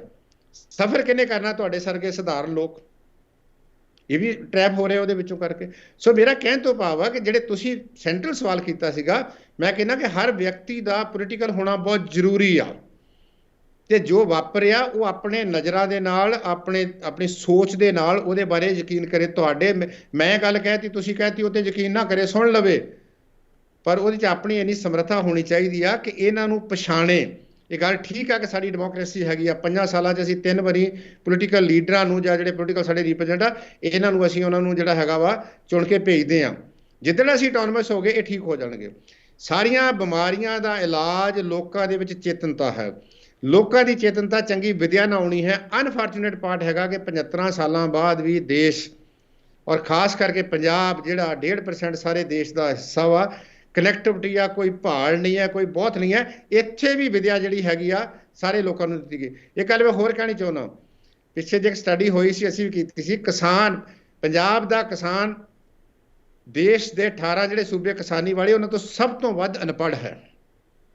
ਇੱਕ ਪਾਸੇ ਤਾਂ ਮਾਰਕੀਟ ਇਕਨੋਮੀ ਦੀਆਂ ਗੱਲ ਕਰ ਦੇਣਗੇ ਜੀ, ਪੋਰਟਲ ਖੋਲ ਦੇਣੇ ਆ, ਮਾਨ ਸਾਹਿਬ ਵੀ ਕਹਿ ਦੇਣਗੇ, ਉਹ ਵੀ ਕਹਿ ਦੇਣਗੇ ਵੀ ਕਿਸਾਨ ਜਿੱਥੇ ਮਰਜ਼ੀ ਆਪਣਾ ਜੀ ਪੋਰਟਲ ਤੇ ਜਾ ਕੇ ਕਰੇ। ਦੂਸਰੇ ਪਾਸੇ ਕਿਸਾਨ ਅਨਪੜ੍ਹ ਹੈਗਾ ਵਾ। ਇਹ ਕੰਟਰਾਡਿਕਸ਼ਨਸ ਹੈਗੀਆਂ। ਇਹੀ ਸਾਡੀ ਜਿਹੜੀ ਬਦਕਿਸਮਤੀ ਦਾ ਔਰ ਇਹੀ ਸਾਡੀ ਕਹਿ ਦਈਏ ਜੋ ਮਰਜ਼ੀ ਕਹਿ ਦਿਓ ਵੀ ਸਾਡੀ ਅਸਮਰੱਥਾ ਦਾ ਜਿਹੜਾ ਹੈਗਾ ਉਹ ਵੱਡਾ ਕਾਰਨ। ਨਹੀਂ ਸੇਖੋ ਸਾਹਿਬ, ਇੱਥੇ ਕਿਤੇ ਦੇਖੋ ਮਾਨ ਸਾਹਿਬ ਨੂੰ ਪੁੱਛ ਲਓ, ਉਹ ਕਹਿੰਦੇ ਮੈਂ ਵੀ ਕਿਸਾਨੀ ਪਰਿਵਾਰ ਤੋਂ ਆ ਤੇ ਮੈਂ ਤਾਂ ਕਿਸਾਨੀ ਜ਼ਮੀਨੀ ਪੱਧਰ ਤੋਂ ਕੀਤੀ ਹੋਈ ਹੈ। ਉਹ ਅਕਸਰ ਉਦਾਹਰਨ ਵੀ ਇਸੇ ਤਰੀਕੇ ਨਾਲ ਦਿੰਦੇ। ਤੁਹਾਨੂੰ ਯਾਦ ਵੀ ਹੋਣਾ ਕਿ ਜਦੋਂ ਸਹੁੰ ਚੱਕ ਸੀ ਉਦੋਂ ਉਹਨਾਂ ਨੇ ਯੂਰੀਆ ਦੇ ਗੱਟੀ ਦੀ ਦਿੱਤੀ ਸੀ ਕਿ ਕਿਵੇਂ ਤੰਦ ਆਉਂਦੀ ਹੈ ਤੇ ਕਿਵੇਂ ਖੋਲਦੀ। ਉਹ ਲੱਗਦਾ ਸੀ ਕਿ ਵਾਕਈ ਜ਼ਮੀਨੀ ਆਮ ਆਦਮੀ ਤੇ ਆਮ ਬੰਦਾ ਹੈ ਜਿਹੜਾ ਇਸ ਟਾਈਮ ਮੁੱਖ ਮੰਤਰੀ ਬਣਿਆ। ਦਿੱਕਤ ਇਹ ਆਉਂਦੀ ਹੈ ਕਿ ਮੰਨ ਲਓ ਅੱਜ ਕਿਸਾਨ ਨੂੰ ਵੀ ਉੱਥੇ ਲੈ ਕੇ ਜਾਈਏ, ਰੌਲਾ ਆਉਂਦਾ ਕੁਰਸੀ ਦਾ। ਉਹ ਕੁਰਸੀ ਦਾ ਸੇਕਾ ਹੀ ਇਹੋ ਜਿਹਾ ਕਿ ਉਹ ਸ਼ਾਇਦ ਉਹ ਚੀਜ਼ਾਂ ਸਾਰੀਆਂ ਚੀਜ਼ਾਂ ਭੁੱਲ ਜਾਂਦਾ, ਆਪਦਾ ਪਿਛੋਕੜ ਭੁੱਲ ਜਾਂਦਾ, ਆਪਦਾ ਮੋਟਿਵ ਭੁੱਲ ਜਾਂਦਾ। ਉਹ ਜਦੋਂ ਪੈਨ 'ਚ ਤਾਕਤ ਆਉਂਦੀ ਹੈ ਨਾ ਸਾਈਨ ਕਰਨ ਦੀ, ਬਹੁਤ ਵਧੀਆ ਜ਼ਿਕਰ ਕੀਤਾ ਸੀ ਹਾਲਾਂਕਿ ਮਾਨ ਸਾਹਿਬ ਨੇ, ਜਦੋਂ ਬਾਦਲ ਸਾਹਿਬ ਨੇ ਹਸਤਾਖਰ ਕੀਤੇ ਸੀ, ਕਹਿੰਦੇ ਜਦੋਂ ਜਾਨ ਸੀਗੀ ਨਾ ਇਹ ਪੈਨ ਦੇ ਵਿੱਚ ਉਦੋਂ ਨਹੀਂ ਕੀਤੇ ਤੇ ਅੱਜ ਜਦੋਂ ਉਹਨਾਂ ਦੇ ਪੈਨ ਦੀ ਕਲਮ ਜਿਹੜੀ ਇੰਨਾ ਜਾਨ ਨਹੀਂ ਰੱਖਦੀ, ਕਿਉਂਕਿ 10 ਸਾਲ ਤੁਸੀਂ ਰਾਜ ਕੀਤਾ, ਬੀਜੇਪੀ ਉੱਥੇ ਸੀ, ਤੁਸੀਂ ਬੰਦੀ ਸਿੰਘਾਂ ਵਾਸਤੇ ਆਵਾਜ਼ ਚੱਕ ਸਕਦੇ ਸੀ, ਉਦੋਂ ਤੁਹਾਡੇ ਦਸਤਕਾਂ 'ਚ ਕਿੰਨੀ ਜਾਨ ਸੀ, ਹਰਾ ਪੈਨ ਸੀ ਤੁਹਾਡੇ ਕੋਲ। ਦਿੱਕਤ ਉੱਥੇ ਹੈ ਕਿ ਜਦੋਂ ਸੱਤਾ ਨਹੀਂ ਹੁੰਦੀ ਉਦੋਂ ਸਿਆਸਤਦਾਨ ਬਹੁਤ ਵਧੀਆ ਹੁੰਦਾ, ਉਦੋਂ ਸਿਆਸਤਦਾਨ ਜਦੋਂ ਵਿਚਰਦਾ ਤੇ ਉਦੋਂ ਲੱਗਦਾ ਹੈ ਕਿ ਵਰਕਰ ਵੀ ਉਹਦੇ ਨਾਲ ਲੱਗਦੇ ਕਿ ਇਹ ਉਸ ਤੋਂ ਵਧੀਆ ਬੰਦਾ ਹੀ ਨਹੀਂ। ਉਦੋਂ ਸਾਡੀਆਂ ਭਾਵਨਾਵਾਂ ਨਾਲ ਖੇਡਿਆ ਜਾਂਦਾ। ਹਰੇਕ ਪੰਜਾਬੀ, ਤੁਸੀਂ ਦੱਸੋ ਕਿ ਸਿਮਰਨਜੀਤ ਸਿੰਘ ਮਾਨ ਜੇ ਸੰਗਰੂਰ ਤੋਂ ਜ਼ਮੀਨੀ ਚੋਣਾਂ ਜਿੱਤ ਸਕਦੇ ਨੇ? ਸਿਰਫ ਇੱਕ ਇਮੋਸ਼ਨਲ ਕੈਟਰ ਖੇਲਿਆ ਗਿਆ ਕਿ ਹਾਂ ਮੈਨੂੰ ਤਾਂ ਮੇਰੀ ਕੌਮ ਨੇ ਕਦੀ ਜਿਤਾਇਆ ਹੀ ਨਹੀਂ, ਮੈਂ ਤਾਂ ਕੌਮ ਵਾਸਤੇ ਹਮੇਸ਼ਾ ਝੰਡਾ ਚੱਕਦਾ ਰਿਹਾ। ਤੁਸੀਂ ਦੇਖੋ ਕਿਵੇਂ ਹਰੇਕ ਬੰਦੇ ਕੋਲ, ਜੋ ਸਾਡੀ ਟੀਮ ਵੀ ਜਾਂਦੀ ਸੀ ਮਾਈਕ ਕਰਦੀ ਸੀ, ਕਦੇ ਨਹੀਂ ਐਤਕੀ ਜਿਤਾ ਦਿੰਦੇ ਆ, ਉਹਨਾਂ ਦਾ ਉਲੰਭਾ ਲਾ ਦਈਏ। ਸੋਚੋ ਸੇ ਪੰਜਾਬੀ ਕਰ ਸਕਦੇ ਨੇ। ਤੇ ਹਰ ਵਾਰ ਸੋਚੋ ਕਿ ਹਰ ਵਾਰ ਸਹੁੰ ਚੱਕੀ ਜਾਂਦੀ ਹੈ ਨਸ਼ਿਆਂ ਨੂੰ ਲੈ ਕੇ। ਕਾਂਗਰਸ ਆਈ, ਨਸ਼ਿਆਂ ਦੀ ਸਹੁੰ ਚੱਕੀ ਗਈ ਕੈਪਟਨ ਸਾਹਿਬ ਤੋਂ, ਪੰਜਾਬੀਆਂ ਨੇ ਸਿਰ ਮੱਥੇ ਲਾ ਕੇ ਉਹਨਾਂ ਨੂੰ ਸੱਤਾ ਸਾਂਭੀ ਲਈ ਕਰੋ ਜੀ ਤੁਸੀਂ ਵਾਅਦੇ ਪੂਰੇ। ਇਹਨਾਂ ਨੇ ਵੀ ਕੈਪਟਨ ਸਾਹਿਬ ਲਾਂਭੇ ਕਰ ਦਿੱਤੇ, ਇਹਨਾਂ ਨੇ ਵੀ ਉਹੀ ਵਾਅਦੇ ਕੀਤੇ, ਚਾਹੇ ਉਹ ਰੇਤ ਮਾਫੀਆ ਦਾ ਕੀਤਾ ਤੇ ਨਸ਼ੇ ਦਾ ਕੀਤਾ। ਤੁਸੀਂ ਦੇਖੋ 92 ਬੰਦੇ ਜਿਤਾ ਕੇ ਰੱਖ ਦਿੱਤੇ, ਵੀ ਤੁਸੀਂ ਇਹ ਨਾ ਕਿਹਾ ਜੇ ਵੀ ਲੰਗੜੀ ਸਰਕਾਰ ਹੈ, ਕੋਈ ਦਬਾਅ ਹੈ। ਪੰਜਾਬੀਆਂ ਨੇ ਉਹ ਵੀ ਸਾਂਭ ਕਰ ਦਿੱਤਾ, ਪਰ ਨਸ਼ੇ ਵੀ ਉਸੇ ਤਰੀਕੇ ਨਾਲ ਚੱਲਦੇ ਨੇ। ਤੇ ਜੇ ਰੇਤ ਮਾਫੀਆ ਵਾਲੀ ਗੱਲ ਕਰੀਏ, ਉਹ ਕਿਉਂਕਿ ਚੁਣਾਵ ਜਦੋਂ ਹੁੰਦੇ ਨੇ, ਚੋਣਾਂ ਦੇ ਵੇਲੇ ਤਾਂ ਮਾਫੀਏ ਦੇ ਇੰਨੇ ਸ਼ਬਦ ਕਰਨਾ ਚਾਹੁੰਦੇ ਨੇ, ਰੇਤ ਮਾਫੀਆ, ਕੇਬਲ ਮਾਫੀਆ, ਹਰ ਪੱਖੋਂ, ਪਰ ਸੱਤਾ ਚਾਹੁੰਦੇ ਤਾਂ ਉਹਨਾਂ ਚੀਜ਼ਾਂ 'ਚ ਤਾਂ ਕੋਈ ਬਦਲਾਅ ਵੀ ਨਹੀਂ ਆਉਂਦਾ ਜੀ। ਮੈਨੂੰ ਲੱਗਦਾ ਇਹ ਨਾ ਰਾਜਨੀਤੀ ਦੀ ਜਿਹੜੀ ਨਾ ਢਾਂਚਾਗਤ ਸਮੱਸਿਆ ਹੈਗੀ ਆ। ਸਾਡਾ ਰਾਜਨੀਤਿਕ ਵਰਤਾਰਾ ਇਸ ਕਿਸਮ ਦਾ ਹੋ ਚੁੱਕਾ, ਲੰਮੇ ਸਮੇਂ ਤੋਂ ਚੱਲੀ ਆਉਣ ਡਿਆ। ਇਹ ਗੱਲ ਬਿਲਕੁਲ ਠੀਕ ਹੈ ਕਿ ਜੇ ਤੁਸੀਂ ਪਾਵਰ ਦੇ ਇਸ ਪਾਸੇ ਹੁੰਦੇ ਹੋ, ਕੁਰਸੀ ਤੇ ਬੈਠਦੇ ਹੋ, ਤੁਹਾਨੂੰ ਸਾਹਮਣੇ ਹੋਰ ਬਹੁਤ ਸਾਰੀਆਂ ਚੀਜ਼ਾਂ ਹੁੰਦੀਆਂ। ਕੱਲੀ ਸਰਕਾਰ ਕਿਸਾਨਾਂ ਬਾਰੇ ਨਹੀਂ ਗੱਲ ਕਰ ਸਕਦੀ, ਸਾਰਿਆਂ ਦੂਸਰਿਆਂ ਬਾਰੇ ਨਹੀਂ ਕਰ ਸਕਦੀ। ਜਿਹੜੀਆਂ ਪ੍ਰੈਕਟੀਕਲ ਜਿਹੜੀਆਂ ਕਹਿੰਦੇ ਪ੍ਰੈਕਟੀਕਲ ਜਿਹੜੀਆਂ ਤੁਹਾਡੀਆਂ ਜਿਹੜੀਆਂ ਹੈਗੀਆਂ ਜਿਹੜੀਆਂ ਸਿਚੁਏਸ਼ਨਸ ਹੈਗੀਆਂ, ਇਹ ਗੱਲ ਮੰਨ ਕੇ ਚੱਲਣੀ ਪਊਗੀ ਵੀ ਇਹ ਸਰਕਾਰ ਨੇ ਕੋਸ਼ਿਸ਼ ਕੀਤੀ ਔਰ ਕੋਸ਼ਿਸ਼ ਕਰ ਰਹੀ ਆ। ਖਾਸ ਕਰਕੇ ਰੇਤ ਬਜਰੀ ਵਾਲਾ ਕੰਮ ਜਿਹੜਾ ਹੈਗਾ ਉਹਦੇ ਵਿੱਚੋਂ ਇਹ ਠੀਕ ਹੈ, ਇੱਕਦਮ ਇਹ ਰਿਜ਼ੋਲਵ ਨਹੀਂ ਹੋਣਾ। ਨਸ਼ਾ ਸਮਾਜਿਕ ਸਮੱਸਿਆ ਹੈ, ਨਾ ਇਹ ਲਾ ਆਰਡਰ ਦੀ ਸਮੱਸਿਆ ਹੈਗੀ ਆ, ਨਾ ਇਕਨੋਮਿਕ ਸਮੱਸਿਆ ਹੈਗੀ ਆ, ਇਹ ਸਮਾਜਿਕ ਸਮੱਸਿਆ ਹੈ, ਸਮਾਜ ਨਾਲ ਜੁੜੀ ਹੈ। ਇਹਨੂੰ ਦੂਰ ਕਰਨ ਵਾਸਤੇ ਬਹੁਤ ਵੱਡਾ ਡਿਟਰਮੀਨੇਸ਼ਨ, ਪੋਲੀਟੀਕਲ ਵਿਲ ਤੇ ਸਾਰੇ ਪਾਸਿਓਂ ਜ਼ੋਰ ਲਾਉਣ ਦੀ ਲੋੜ ਹੈ। ਨਸ਼ਾ ਜਿਹੜਾ ਵਾ ਇੱਕ ਵਪਾਰ ਬਣ ਗਿਆ ਹੈ। ਨਸ਼ੇ ਦੇ ਨਾਲ ਗੈਂਗਸਟਰਿਜ਼ਮ ਚੱਲਦਾ ਹੈ, ਨਸ਼ੇ ਦੇ ਨਾਲ ਅੱਤਵਾਦ ਚੱਲਦਾ ਹੈ, ਨਸ਼ੇ ਦੇ ਨਾਲ ਰਾਜਨੀਤੀ ਚੱਲਦੀ ਆ। ਇਹ ਵੀ ਗੱਲ ਧਿਆਨ ਰੱਖੋ। ਰਜੇ ਨਸ਼ੇ ਦੇ ਵਿੱਚ ਤੁਸੀਂ ਦੇਖਿਆ ਪੁਲਿਸ ਵਾਲੇ ਇਨਵੋਲਵ ਫੜੇ ਗਏ ਪਹਿਲੇ ਸਮੇਂ ਦੇ ਵਿੱਚ, ਹੋਰ ਦੂਹਰੇ ਤੀਹਰੇ ਇਹ ਸਾਰਾ ਕੁਝ ਹੋ ਗਿਆ। ਇਹ ਬਹੁਤ ਵੱਡੀ ਸੀਰੀਅਸ ਸਮੱਸਿਆ ਹੈ। ਜੇ ਇਕੱਲੀ ਸਰਕਾਰ ਕਵੇ ਮੈਂ ਕਰ ਸਕਦੀ ਹਾਂ ਤੇ ਉਹ ਬਹੁਤ ਚੰਗੀ ਗੱਲ ਆ, ਪਰ ਇਹਦੇ ਵਿੱਚ ਮੈਨੂੰ ਲੱਗਦਾ ਕਿ ਇੱਕ ਜਿੱਦਾਂ ਤੁਸੀਂ ਸੀਚੇਵਾਲ ਸਾਹਿਬ ਦੀ ਗੱਲ ਕੀਤੀ, ਉਹ ਪਾਣੀ ਦੀ ਗੱਲ ਕਰਦੇ, ਇਹਨਾਂ ਨੂੰ ਹੋਰ ਇਦਾਂ ਦੇ ਸੰਤ ਮਹਾਤਮਾ ਲੱਭ ਕੇ ਜਿਹੜੇ ਸਮਾਜਿਕ ਅੰਦੋਲਨ ਜਿਹੜਾ ਵਾ ਉਹ ਸ਼ੁਰੂ ਕਰ ਦੇਣ। ਇੱਕ ਅਸੀਂ ਪਿੱਛੇ ਜੇ ਇਹਦੇ ਬਾਰੇ ਕੀਤਾ ਸੀਗਾ ਕਿ ਪਿੰਡਾਂ ਦੀਆਂ ਪੰਚਾਇਤਾਂ ਨੂੰ ਆਉਣ ਵਾਲੇ ਸਮੇਂ ਦੇ ਵਿੱਚ ਇਲੈਕਸ਼ਨ ਹੋਣੀਆਂ ਵਾ, ਜੇ ਇਹ ਸਰਕਾਰ ਕੋਸ਼ਿਸ਼ ਕਰੇ ਕਿ ਅਸੀਂ ਯੂਥ ਨੂੰ, ਯੰਗ ਪਾਪੂਲੇਸ਼ਨ ਨੂੰ, ਪੜ੍ਹਿਆਂ ਲਿਖਿਆਂ ਨੂੰ, ਕਿਉਂਕਿ ਜਾਂ ਤਾਂ ਕਾਨੂੰਨ ਬਣਾਉਗੀ, ਕਾਨੂੰਨ ਦੀ ਸਮੱਸਿਆ ਆਊਗੀ, ਅਸੀਂ ਇੰਟਰਫੀਅਰ ਨਹੀਂ ਕਰਾਂਗੇ। ਪਿੰਡ ਦੇ ਲੋਕ ਆਪਣੀ ਮਰਜ਼ੀ ਦੇ ਨਾਲ ਜਿਹੜਾ ਹੈਗਾ ਉਹ ਪਿੰਡ ਦੀ ਪੰਚਾਇਤ ਚੁਣ। ਕੋਈ ਮਾਂ ਪਿਓ ਨਹੀਂ ਚਾਹੁੰਦਾ ਮੇਰਾ ਪੁੱਤ ਨਸ਼ਈ ਹੋਵੇ, ਕੋਈ ਪਿੰਡ ਵਾਲੇ ਨਹੀਂ ਚਾਹੁੰਦੇ ਮੇਰੇ ਪਿੰਡ ਦਾ ਨਾਂ ਬਦਨਾਮ ਹੋਵੇ, ਉੱਥੇ ਨਸ਼ਾ ਹੋਵੇ। ਇਨੀਸ਼ੀਏਟਿਵ ਲੈਣਾ ਪਊਗਾ। ਸਾਨੂੰ ਪਤਾ ਪੁਲਿਸ ਵਾਲੇ ਛੋਟੇ ਲੈਵਲ ਤੇ ਜਾਂ ਕਿਸੇ ਲੈਵਲ ਤੇ ਇਨਵੋਲਵ ਹੈਗੇ ਆ, ਬਿਨਾਂ ਪੁਲਿਸ ਦੀ ਇਨਵੋਲਵਮੈਂਟ ਤੋਂ ਨਸ਼ਾ ਪਿੰਡ ਦੇ ਵਿੱਚ ਨਹੀਂ ਵਗਦਾ। ਹਰ ਪਿੰਡ ਦੇ ਵਿੱਚ ਚੌਕੀਆਂ ਹੈਗੀਆਂ, ਨੇੜੇ ਨੇੜੇ ਥਾਣੇ ਹੈਗੇ ਆ, ਸੜਕਾਂ ਬਣੀਆਂ ਵਾ, ਸੂਏ ਬੈਠੇ ਆ, ਪਰ ਫਿਰ ਵੀ ਨਸ਼ਾ ਵਿਕਦਾ ਹੈ। ਇਹਦਾ ਇੱਕੋ ਤਰੀਕਾ ਕਿ ਜਦੋਂ ਸਰਕਾਰਾਂ ਕੰਮ ਨਾ ਕਰ ਸਕਦੀਆਂ ਹੋਣ ਤੇ ਫਿਰ ਲੋਕਾਂ ਨੂੰ ਕੰਮ ਕਰਨਾ ਚਾਹੀਦਾ। ਪਿੱਛੇ ਜੇ ਲੋਕਾਂ ਨੇ ਇਨੀਸ਼ੀਏਟਿਵ ਲਿਆ ਸੀ, ਪਿੰਡ ਦੀਆਂ ਪੰਚਾਇਤਾਂ ਨੇ ਫੈਸਲਾ ਲਿਆ ਸੀ ਪਿੰਡ ਦੇ ਵਿੱਚ ਨਸ਼ਾ ਨਹੀਂ ਵਿਕਦਾ ਹੋਵੇ, ਪਰ ਸਰਕਾਰ ਨੂੰ ਉਹਨਾਂ ਲੋਕਾਂ ਦੀ ਬੈਕ ਤੇ ਆਉਣਾ ਪਊਗਾ। ਜਿਹੜੇ ਗੈਂਗਸਟਰ ਹੈਗੇ ਆ, ਨਸ਼ਾ ਵੇਚਣ ਵਾਲੇ ਜਿਹੜੇ ਹੈਗੇ ਆ, ਜਾਂ ਪੋਲੀਟੀਕਲੀ ਬੈਕਡ ਲੋਕ ਹੈਗੇ ਆ, ਉਹ ਬਹੁਤ ਤਾਕਤਵਰ ਆ। ਉਹ ਲੋਕਾਂ ਨੂੰ ਡਰਾਉਂਦੇ ਆ, ਉਹ ਧਮਕਾਉਂਦੇ ਆ, ਉਹ ਮਾਰਦੇ ਵੀ ਆ, ਉਹ ਬਹੁਤ ਕੁਛ ਕਰਦੇ। ਇੱਥੇ ਸਰਕਾਰ ਦੀ ਜ਼ਿੰਮੇਵਾਰੀ ਬਣਦੀ ਆ ਥੱਲਿਓਂ ਪ੍ਰੈਸ਼ਰ ਫਰੋਮ ਦਾ ਬਿਲੋ ਲੋਕਾਂ ਦਾ ਇਨੀਸ਼ੀਏਟਿਵ ਹੋਊਗਾ, ਕਿਉਂਕਿ ਸਮਾਜਿਕ ਸਮੱਸਿਆ ਹੈ, ਇਸ ਕਰਕੇ ਇਹਨੂੰ ਲੋਕ ਹੀ ਨਜਿੱਠ ਸਕਦੇ ਆ। ਸਰਕਾਰ ਨੂੰ ਇਹ ਚਾਹੀਦਾ ਕਿ ਉਹ ਸਾਰੇ ਸਾਧਨ, ਉੱਥੇ ਪੈਸਿਆਂ ਦੀ ਲੋੜ ਨਹੀਂ ਹੈ, ਹੱਲਾਸ਼ੇਰੀ ਦੀ ਲੋੜ ਹੈਗੀ ਆ। ਇਹਨਾਂ ਕੋਲ ਸਾਰਾ ਸਿਸਟਮ ਹੈਗਾ, ਢਾਂਚਾ ਹੈਗਾ, ਇਨਕਰਜ ਕਰਨ ਕਿ ਭਾਈ ਤੁਸੀਂ ਜ਼ਿੰਮੇਵਾਰੀ ਲਓ। ਯੰਗ ਲੋਕਾਂ ਨੂੰ ਪਿੰਡਾਂ ਦੇ ਵਿੱਚ ਚਾਹੇ ਸਭਾਵਾਂ ਬਣਾ ਦੇਣ, ਚਾਹੇ ਪੰਚਾਇਤਾਂ ਬਣਾ ਦੇਣ, ਚਾਹੇ ਉਹ ਕਲੱਬਾਂ ਬਣਾ ਦੇਣ, ਉਹਦੇ ਵਿੱਚ ਲੋਕਾਂ ਨੂੰ ਕਹੇ ਤੁਸੀਂ ਅੱਗੇ ਆਓ। ਹਰ ਪਿੰਡ ਦੇ ਵਿੱਚ ਪੰਜਾਬ ਦੇ ਵਿੱਚ ਤੁਹਾਨੂੰ 10, 15, 20 ਲੋਕ ਮਿਲ ਜਾਣਗੇ। ਸਾਡੇ ਤਾਂ ਕਾਰ ਸੇਵਾ ਦਾ ਕਨਸੈਪਟ ਬਹੁਤ ਵਧੀਆ ਹੈ। ਤੁਸੀਂ ਦੇਖੋ ਇੱਥੇ ਦਿੱਕਤ ਕੀ ਆਉਂਦੀ ਹੈ, ਮੈਂ ਉਹ ਵੀ ਦੱਸਦਾ। ਪਹਿਲਾਂ ਇਹ ਵੀ ਕਾਰਨ ਕੀ ਹੈ ਕਿ ਕਮੇਟੀਆਂ ਹਰ ਪਿੰਡ ਬਣਾ ਲੈਂਦਾ, ਕੋਈ ਦਿੱਕਤ ਨਹੀਂ ਉਸ ਦੇ ਵਿੱਚ। ਯੂਥ ਅੱਗੇ ਵੀ ਆਉਣਾ ਚਾਹੁੰਦਾ, ਕੋਈ ਦਿੱਕਤ ਨਹੀਂ ਉਸ ਦੇ ਵਿੱਚ। ਦਿੱਕਤ ਸਭ ਤੋਂ ਵੱਡੀ ਕੀ ਆਉਂਦੀ ਹੈ ਕਿ ਨਸ਼ੇ ਵੇਚਣ ਵਾਲੇ ਨੂੰ ਫੜ ਵੀ ਲੈਂਦੇ ਨੇ ਤੇ ਉਹ ਲੈ ਕੇ ਕਿੱਥੇ ਜਾਣ? ਲੈ ਕੇ ਜਾਂਦੇ ਥਾਣੇ। ਥਾਣੇ ਲੈ ਕੇ ਜਾਂਦੇ ਆ ਤੇ ਪਤਾ ਲੱਗਦਾ ਹੈ ਕਿ 2 ਦਿਨ ਬਾਅਦ ਜੇ ਘਰ ਦੀ ਘੰਟੀ ਵੱਜਦੀ ਹੈ ਨਾ, ਜਿਹਨੂੰ ਫੜਾ ਕੇ ਆਏ ਸੀ ਉਹ ਸਾਹਮਣੇ ਖੜਾ ਹੁੰਦਾ। ਦਿੱਕਤ ਇੱਥੇ ਹੈ ਕਿ ਸਿਸਟਮ ਸਪੋਰਟ ਨਹੀਂ ਕਰ ਰਿਹਾ। ਲੋਕ ਬਦਲਣਾ ਚਾਹੁੰਦੇ ਆ, ਹਰੇਕ ਪੰਜਾਬੀ ਆਪਦੇ ਪੁੱਤ ਨੂੰ ਇਸ ਦਲਦਲ ਚੋਂ ਕੱਢਣਾ ਚਾਹੁੰਦਾ ਹੈ, ਪਰ ਉਹ ਕੱਢੇ ਕਿਵੇਂ ਜਦ ਤੱਕ ਉਹ ਸਿਸਟਮ ਸਟਰੋਂਗ ਨਹੀਂ। ਜਿਵੇਂ ਤੁਸੀਂ ਜ਼ਿਕਰ ਕੀਤਾ, ਜੇ ਬਲੈਕ ਸ਼ੀਪਸ ਨੇ ਉਹਨਾਂ ਦੀ ਤਾਦਾਦ ਜ਼ਿਆਦਾ ਹੋ ਗਈ ਹੈ ਸੇਖੋ ਸਾਹਿਬ, ਇਮਾਨਦਾਰ ਲੋਕ ਘਟ ਗਏ ਨੇ, ਇਮਾਨਦਾਰੀ ਘਟ ਗਈ ਹੈ, ਕਿਉਂਕਿ ਮਾਰਜਨ ਹੀ ਬਹੁਤ ਵੱਡਾ ਹੈ। ਕਿ ਜਿਹੜੀਆਂ ਰੇਡਾਂ ਪਈਆਂ, ਮੈਂ ਉਸ ਤੇ ਜ਼ਰੂਰ ਆਵਾਂਗਾ ਕਿਉਂਕਿ ਸਮਾਂ ਘੱਟ ਹੈ। ਜਿਹੜੀਆਂ ਅੱਜ ਰੇਡਾਂ ਪਈਆਂ, NIA ਨੇ ਰੇਡ ਮਾਰੀ ਹੈ, 70 ਥਾਵਾਂ ਤੇ ਰੇਡ ਮਾਰੀ, ਸਵੇਰੇ 4 ਵਜੇ ਦੇ ਲੱਗੇ ਹੋਏ ਗੈਂਗਸਟਰ ਲਾਰੈਂਸ ਬਿਸ਼ਨੋਈ, ਜੱਗੂ ਭਗਵਾਨਪੁਰੀਆ, ਲੰਡੇ ਦੇ ਰਿਸ਼ਤੇਦਾਰ, ਸਾਰੇ ਗੈਂਗਸਟਰਾਂ ਹਰਿਆਣੇ ਵਾਲੇ ਪਾਸੇ, UP ਵਾਲੇ ਪਾਸੇ, ਪੰਜਾਬ ਦੇ ਵਿੱਚ ਲਗਾਤਾਰ ਰੇਡ ਮਾਰੀ। ਕੀ ਲੱਗਦਾ ਕਿ ਉਹ ਨੈਕਸਸ ਟੁੱਟ ਸਕਦਾ ਹੁਣ? ਕਿਉਂਕਿ ਕੇਂਦਰ ਸਰਕਾਰ ਜੇ ਇੰਨਾ ਇਨੀਸ਼ੀਏਟਿਵ ਲੈ ਰਹੀ ਹੈ ਤੇ ਸੂਬਾ ਸਰਕਾਰ ਵੀ ਅਗਰ ਥੋੜਾ ਜਿਹਾ ਹੋਰ ਦਬਾਅ ਪਾਵੇ, ਕਿਉਂਕਿ ਇੱਕ ਬਹੁਤ ਵੱਡਾ ਮੁੱਦਾ ਹੈ, ਅਸਲਾ ਆ ਰਿਹਾ ਹੈ, ਉਹ ਵੀ ਨਸ਼ਿਆਂ ਵਿੱਚ ਯੂਜ਼ ਹੋ ਰਿਹਾ ਹੈ, ਨਸ਼ੇ ਆ ਰਹੇ ਨੇ, ਕਿੱਥੋਂ ਆ ਰਿਹਾ ਹੈ, ਕਿਵੇਂ ਇਹ ਚੇਨ ਬਣੀ ਹੋਈ ਹੈ, ਕਿਵੇਂ ਇੱਕ ਵੇਚਣ ਵਾਲਾ ਵੇਚ ਕੇ ਚਲਾ ਜਾਂਦਾ ਹੈ ਜੀ। ਬਿਲਕੁਲ ਸਟੇਟ ਦੀ ਹੁਣ ਜਿਹੜੀ ਸਟੇਟ ਕੋਲ ਲੈਜਿਸਲੇਟਿਵ ਪਾਵਰ ਹੈ, legislative use of physical power, ਸਰਕਾਰ ਕਿਸੇ ਹੱਦ ਤੱਕ ਜਾ ਸਕਦੀ ਹੈ। ਤੇ UP ਦੇ ਵਿੱਚ ਐਨਕਾਊਂਟਰ ਹੁੰਦੇ ਆ, ਬੰਦੇ ਮਾਰ ਦਿੱਤੇ ਜਾਂਦੇ ਆ। ਤੇ ਦੀਪੰਕਰ ਗੁਪਤਾ ਸਾਹਿਬ ਜਿਹੜੇ ਪੰਜਾਬ ਦੇ DGP ਰਹੇ ਲੰਮਾ ਸਮਾਂ, ਉਹ ਅੱਜ ਕੱਲ NIA ਦੇ ਜਿਹੜੇ ਹੈਗੇ ਆ ਉੱਥੇ DG ਹੈਗੇ ਆ, ਪੰਜਾਬ ਦੀ ਸਥਿਤੀ ਬਾਰੇ ਬਹੁਤ ਚੰਗੀ ਤਰ੍ਹਾਂ ਜਾਣਦੇ ਆ। ਉਸ ਤਰੀਕੇ ਦੇ ਨਾਲ ਮੇਜਰ ਰਿਸਪੌਂਸਿਬਿਲਿਟੀ ਮਿਲੀ ਆ। ਇਹ ਨੈਕਸਸ ਬਹੁਤ ਵੱਡਾ ਹੈ, ਹੁਣ ਇਹ ਕਨਫਾਈਨਡ ਨਹੀਂ ਹੈ। ਜਦੋਂ ਤੁਸੀਂ ਪੰਜਾਬ, ਹਰਿਆਣਾ, ਜਿੱਥੇ ਕੋਈ ਕਮਿਊਨੀਕੇਸ਼ਨ ਥਰੂ ਸਾਰਾ ਕੁਝ ਚੱਲਦਾ ਹੈ, ਜਿਹੜਾ ਗੈਂਗਸਟਰਿਜ਼ਮ ਹੈਗਾ ਵਾ ਜਾਂ ਨਸ਼ੇ ਦੀ ਜਿਹੜੀ ਟਰਾਂਸਫਰ ਹੈ, ਜਿਹੜੀ ਹੈਗੀ ਹੈ, ਸਪਲਾਈ ਹੈ, ਸਾਰਾ ਉਸੇ ਤਰੀਕੇ ਨਾਲ ਚੱਲਦਾ ਹੈ। ਸਰਕਾਰ ਕੋਲ ਵੀ ਇੱਕ ਪੈਰਲਲ ਸਿਸਟਮ ਹੈ, ਕਿਉਂਕਿ ਸੈਂਟਰ ਗੌਰਮੈਂਟ ਦੇ ਕੋਲ ਬਹੁਤ ਸਾਰੇ ਸੋਰਸਸ ਹੈਗੇ ਆ, ਬਹੁਤ ਸਾਰੀਆਂ ਏਜੰਸੀਜ਼ ਹੈਗੀਆਂ ਜਿਹੜੀਆਂ ਇੱਕ ਕਿਸਮ ਦੀਆਂ ਜਿਹੜੀਆਂ ਉਹਦੇ ਵਿੱਚ ਇੱਕ ਏਜੰਸੀ ਨੂੰ ਦੂਸਰੀ ਏਜੰਸੀ ਚੈੱਕ ਕਰਕੇ ਇਨਫੋਰਮੇਸ਼ਨ ਦਾ ਫਲੋ ਬਹੁਤ ਤੇਜ਼ ਹੈ। 1 ਸੈਕਿੰਡ ਦੇ ਵਿੱਚ ਤੁਸੀਂ ਜਿੰਨੀ ਮਰਜ਼ੀ ਇਨਫੋਰਮੇਸ਼ਨ ਫੈਲਾ ਸਕਦੇ ਹੋ, ਔਰ ਤੁਹਾਨੂੰ ਇੱਕ ਲਿੰਕ ਮਿਲ ਜਾਂਦਾ, ਲਿੰਕ ਤੋਂ ਬਾਅਦ ਅਗਲੇ ਪਾਸੇ ਲਿੰਕ ਮਿਲ ਜਾਂਦਾ। ਜੇ ਤੁਹਾਨੂੰ ਕੋਈ ਉਹਦਾ ਕਮਿਊਨੀਕੇਸ਼ਨ ਦਾ ਕੋਈ ਮਿਲ ਜਾਂਦਾ, ਸੋਰਸ ਮਿਲ ਜਾਂਦਾ, ਤੁਸੀਂ ਕੱਢ ਸਕਦੇ ਹੋ ਸਕਦਾ ਹੈ। ਇਹ ਕੋਈ ਗੱਲ ਨਹੀਂ ਹੈ ਕਿ ਨਹੀਂ ਹੋ ਸਕਦਾ, ਪਰ ਮੈਂ ਬਾਰ-ਬਾਰ ਇਹ ਗੱਲ ਕਹਿਣਾ, ਜੇ ਲੋਕੀ ਇਹ ਧਾਰ ਲੈਣ, ਲੋਕੀ ਕਹਿਣ ਨਸ਼ਾ ਅਸੀਂ ਨਹੀਂ ਲੈਣਾ, ਜਾਂ ਯੂਥ ਹੀ ਨਸ਼ਾ ਨਾ ਲਵੇ, ਹੁਣ ਤੁਹਾਨੂੰ, ਸਾਨੂੰ, ਮੈਨੂੰ ਕੋਈ ਜਿੰਨਾ ਮਰਜ਼ੀ ਵੇਚਦਾ ਰਹੇ, ਜਾਂ ਹੋਰ ਲੋਕ ਇਦਾਂ ਦੇ ਹੈਗੇ ਆ। ਮੈਂ ਗੱਲ ਫਿਰ ਦੁਬਾਰਾ ਕਹਿਣਾ ਚਾਹਾਂ, ਚੰਗੇ ਲੋਕਾਂ ਦੀ ਗਿਣਤੀ ਬਹੁਤ ਜ਼ਿਆਦਾ ਹੈ, ਮਾੜੇ ਲੋਕਾਂ ਦੀ ਗਿਣਤੀ ਬਹੁਤ ਘੱਟ ਹੈ। ਪਰ ਸਮੱਸਿਆ ਹੈ ਕਿ ਚੰਗੇ ਲੋਕ ਜਿਹੜੇ ਉਹ ਸਾਇਲੈਂਟ ਹੋ ਜਾਂਦੇ ਆ। ਜਦੋਂ ਅਸੀਂ ਸਾਇਲੈਂਟ ਹੋ ਜਾਂਦੇ ਆ ਤੇ ਉਹ ਲੱਗਦਾ ਵੀ ਮਾੜੇ ਬੰਦੇ ਨੂੰ ਅਪੋਜ਼ ਨਹੀਂ ਕਰਦੇ, ਤੇ ਉਹਦੀ ਆਟੋਮੈਟਿਕਲੀ ਉਹਦੀ ਸਪੋਰਟ ਹੋ ਜਾਂਦੀ ਆ। ਇਨੀਸ਼ੀਏਟਿਵ ਲੈਣਾ ਸਰਕਾਰ ਦਾ ਕੰਮ ਹੈ। ਸਰਕਾਰ ਇਨੀਸ਼ੀਏਟਿਵ ਲਵੇ, ਸਰਕਾਰ ਉਹਦੀ ਸਪੋਰਟ ਕਰੇ। ਸਰਕਾਰੀ ਤੰਤਰ ਦੇ ਵਿੱਚ ਜਿਹੜਾ ਸਿਸਟਮ ਹੈਗਾ ਵਾ, ਉਹਦੇ ਵਿੱਚ ਜੇ ਕੋਈ ਇਦਾਂ ਦਾ ਨੁਕਸ ਹੈਗਾ ਵਾ ਤੇ ਉਹਨੂੰ ਬਹੁਤ ਹੀ ਸਟ੍ਰਿਕਟਲੀ ਉਹਨੂੰ ਡੀਲ ਕਰੇ। ਮੇਰਾ ਕਹਿਣ ਤੋਂ ਭਾਵ ਹੈ, ਤੁਸੀਂ ਦੇਖਿਆ ਕਈ ਵਾਰੀ ਸਰਕਾਰੀ ਜਿਹੜਾ ਖਾਸ ਕਰਕੇ ਮਹਿਕਮਾ ਪੁਲਿਸ ਦਾ ਕੰਮ ਬਹੁਤ ਟਫ ਹੈ, ਇਹਨਾਂ ਸੌਖਾ ਨਹੀਂ ਹੈ, ਬਹੁਤ ਜ਼ਿਆਦਾ ਪ੍ਰੈਸ਼ਰ ਹੈ ਇਸ ਵੇਲੇ। ਖਾਸ ਕਰਕੇ ਜਿਹੜਾ ਪੁਲਿਸ ਦਾ ਦਬਦਬਾ ਪਹਿਲਾਂ ਹੁੰਦਾ ਸੀਗਾ, ਕਿਸਾਨੀ ਅੰਦੋਲਨ ਨੇ ਪੁਲਿਸ ਦਾ ਉਹ ਦਬਦਬਾ ਕੱਢ ਦਿੱਤਾ।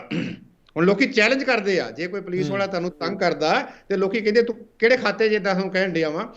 ਹੁਣ ਲੋੜ ਹੈਗੀ ਆ ਕੋਆਰਡੀਨੇਸ਼ਨ ਦੀ। ਪਹਿਲਾਂ ਕੋਆਪਰੇਟ ਕਰੋ, ਫਿਰ ਜਿਹੜਾ ਲੋਕਾਂ ਦੀ ਕੋਆਪਰੇਸ਼ਨ ਲਓ, ਤੁਸੀਂ ਇਹ ਲੋਕਾਂ ਨੂੰ ਕੋਆਪਰੇਸ਼ਨ ਦਿਓ, ਫਿਰ ਕੋਆਰਡੀਨੇਟ ਹੋ। ਚਾਹੇ ਸੈਂਟਰ ਸਟੇਟ ਦੀ ਕੋਆਰਡੀਨੇਸ਼ਨ ਹੋਵੇ, ਚਾਹੇ ਲੋਕਾਂ ਦੀ ਤੇ ਸਟੇਟ ਦੀ ਕੋਆਰਡੀਨੇਸ਼ਨ ਹੋਵੇ, ਤੇ ਫਿਰ ਇਹ ਸਾਰੇ ਜਿਹੜਾ ਹੈਗਾ ਦੂਸਰਾ ਟਾਰਗੇਟ, ਇਹਨੂੰ ਇੰਟੀਗ੍ਰੇਟ ਕਰੋ, ਸਾਰਿਆਂ ਨੂੰ ਇਕੱਠੇ ਕਰਕੇ ਸੱਟ ਮਾਰੋ। ਸਟੇਟ ਸਟਰਕਚਰ ਜਿਹੜਾ ਹੁੰਦਾ ਵਾ, ਕਦੀ ਵੀ ਜਿਹੜੇ ਹੁੰਦੇ ਆ ਨੌਨ ਸਟੇਟ ਐਕਟਰ ਸਟੇਟ ਤੋਂ ਤਕੜੇ ਨਹੀਂ ਹੁੰਦੇ। ਖਾਸ ਕਰਕੇ ਸਾਡੇ ਵਰਗੀ ਸਟੇਟ ਦੇ ਵਿੱਚ, ਜਿਹੜੇ ਸਟੇਟ ਕੋਲ ਇੰਨਾ ਤਕੜਾ ਇਨਫਰਾਸਟਰਕਚਰ ਹੈ, ਇੰਨੀਆਂ ਫੋਰਸਿਸ ਹੈ, ਪੈਰਾਮਿਲਟਰੀ ਫੋਰਸਿਸ ਹੈ, ਬਹੁਤ ਡਰਕੋਰੀਅਨ ਲਾਜ਼ ਵੀ ਹੈਗੇ ਆ, ਮਿਸਯੂਜ਼ ਹੁੰਦਾ ਕਈ ਵਾਰੀ, ਪਰ ਉਹ ਲਾਜ਼ ਜਿਹੜੇ ਆਮ ਇੱਥੋਂ ਫੜ ਕੇ ਕਿਸੇ ਨੂੰ, ਉਹ ਹਿੰਦੂ ਮੁਸਲਮਾਨ ਵਾਲੇ ਨੂੰ ਛੱਡ ਕੇ ਜਾਂ ਉਹਨੇ ਗਲਤ ਉੱਤੇ ਲਾਉਣ ਦੀ ਬਜਾਏ ਤੁਸੀਂ ਇਹਨਾਂ ਤੇ ਲਾਓ ਤੁਸੀਂ, ਔਰ ਇਹਨਾਂ ਨੂੰ ਸਬਕ ਵਿਖਾ ਲਓ। ਬਹੁਤ ਸਾਰੇ ਕਾਨੂੰਨ ਹੈਗੇ ਆ, ਜੇ ਉਹਨਾਂ ਨੇ ਜ਼ਮੀਨ ਬਣਾਈ ਆ ਗਲਤ ਤਰੀਕੇ ਨਾਲ, ਉਹ ਜ਼ਮੀਨ ਅਟੈਚ ਕੀਤੀ ਜਾ ਸਕਦੀ ਆ। ਖਾਸ ਕਰਕੇ UP ਦੀ ਐਗਜ਼ਾਮਪਲ ਅਸੀਂ ਦੇ ਸਕਦੇ ਹਾਂ। ਬਿਲਕੁਲ, ਉੱਥੇ ਤਾਂ ਬਹੁਤ ਸਿੱਧਾ ਕੰਮ ਆ, ਵੀ ਬਲਡੋਜ਼ਰ ਪਹੁੰਚ ਜਾਂਦਾ ਉੱਥੇ, ਭਾਵੇਂ ਉਹ ਕਈ ਵਾਰੀ ਜ਼ਿਆਦਤੀ ਕਰਦੇ ਆ, ਜ਼ਮੀਨ ਅਟੈਚ ਹੋ ਜਾਂਦੀ ਆ। ਔਰ ਉਹ ਡਰ ਬਹੁਤ ਜ਼ਿਆਦਾ, ਦਹਿਸ਼ਤ ਬਹੁਤ ਜ਼ਿਆਦਾ। ਸਾਡੇ ਸਮੱਸਿਆ ਇਹ ਹੈਗੀ ਆ ਕਿ ਜਿਸ ਤਰੀਕੇ ਨਾਲ ਪਿਛਲੀਆਂ ਸਰਕਾਰਾਂ ਨੇ, ਕਿਸੇ ਨੇ ਪੈਟਰੋਨੇਜ ਕੀਤਾ ਤੇ ਕਿਸੇ ਨੇ ਉਹਨੂੰ ਕਾਬੂ ਨਹੀਂ ਕੀਤਾ, ਉਹਨੂੰ ਯੂਜ਼ ਕੀਤਾ ਵਾ, ਅਲਟੀਮੇਟਲੀ ਇਹਦੀਆਂ ਜੜ੍ਹਾਂ ਬਹੁਤ ਹੀ ਡੂੰਘੀਆਂ ਕਿਸਮ ਦੀਆਂ ਹੋ ਗਈਆਂ, ਜਿਹਦੇ ਨਾਲ ਦਹਿਸ਼ਤ ਦਾ ਮਾਹੌਲ ਹੈ, ਜਿਹਦੇ ਨਾਲ ਆਮ ਲੋਕਾਂ ਦੇ ਵਿੱਚ ਡਰ ਹੈ। ਸਰਕਾਰ ਦਾ ਇਹ ਫਰਜ਼ ਹੁੰਦਾ ਲੋਕਾਂ ਦੀ ਜਾਨ ਤੇ ਮਾਲ ਦੀ ਰਾਖੀ ਕਰੇ ਤੇ ਲੋਕਾਂ ਦਾ ਚੰਗਾ ਜੀਵਨ ਬਣਾਵੇ। ਤੋ ਇਸ ਕਰਕੇ ਸਰਕਾਰ ਦੀ ਜ਼ਿੰਮੇਵਾਰੀ, ਜੇ ਸਰਕਾਰ ਧੱਜਾ ਕਰ ਲੇ, ਮੈਨੂੰ ਨਹੀਂ ਲੱਗਦਾ ਕੋਈ ਸਮੱਸਿਆ ਹੈਗੀ ਆ ਕਿ ਸਰਕਾਰ ਇਹਨੂੰ ਕਾਬੂ ਨਾ ਕਰ ਸਕੇ, ਸ਼ਾਇਦ ਸਰਕਾਰ ਇਹਨੂੰ ਐਲੀਮੀਨੇਟ ਨਾ ਕਰ ਸਕੇ। ਬਿਲਕੁਲ ਸੇਖੋ ਸਾਹਿਬ, ਤੁਸੀਂ ਅੱਜ ਸਾਡੇ ਨਾਲ ਜੁੜੇ, ਆਪਦਾ ਕੀਮਤੀ ਸਮਾਂ ਦਿੱਤਾ ਤੇ ਆਪਣੀ ਬੇਬਾਕ ਰਾਏ ਰੱਖੀ, ਬਹੁਤ ਬਹੁਤ ਧੰਨਵਾਦ ਸਾਡੇ ਨਾਲ ਜੁੜਨ ਲਈ। ਸਤਿ ਸ਼੍ਰੀ ਅਕਾਲ। ਇਹ ਸੀ ਪ੍ਰੋਫੈਸਰ ਜਗਦੀਪ ਸਿੰਘ ਸੇਖੋਂ, ਕਹਿੰਦੇ ਸਰਕਾਰ ਚਾਹੇ ਤਾਂ ਸਭ ਕੁਝ ਹੋ ਸਕਦਾ ਹੈ। ਤੇ ਨਾਲ ਹੀ ਉਹਨਾਂ ਨੇ ਅਪੀਲ ਇਹ ਵੀ ਕੀਤੀ ਕਿ ਸਾਨੂੰ ਵੀ ਸਹਿਯੋਗ ਦੇਣਾ ਪਏਗਾ, ਸ਼ੁਰੂਆਤ ਆਪਣੇ ਤੋਂ ਕਰਨੀ ਪਏਗੀ, ਕੱਲਾ ਸਰਕਾਰ ਤੇ ਨਹੀਂ। ਤੇ ਇਹ ਸੀ ਅੱਜ ਦਾ ਨਜ਼ਰੀਆ। ਕੱਲ ਫਿਰ ਮਿਲਾਂਗੇ ਕਿਸੇ ਹੋਰ ਖਬਰ ਤੇ ਨਜ਼ਰ ਲੈ ਕੇ ਨਜ਼ਰੀਆ ਬਿਉਂਦਾ ਵਿੱਚ। ਤਦ ਤੱਕ ਦੋ ਮੈਨੂੰ ਇਜਾਜ਼ਤ। ਸਤਿ ਸ਼੍ਰੀ ਅਕਾਲ।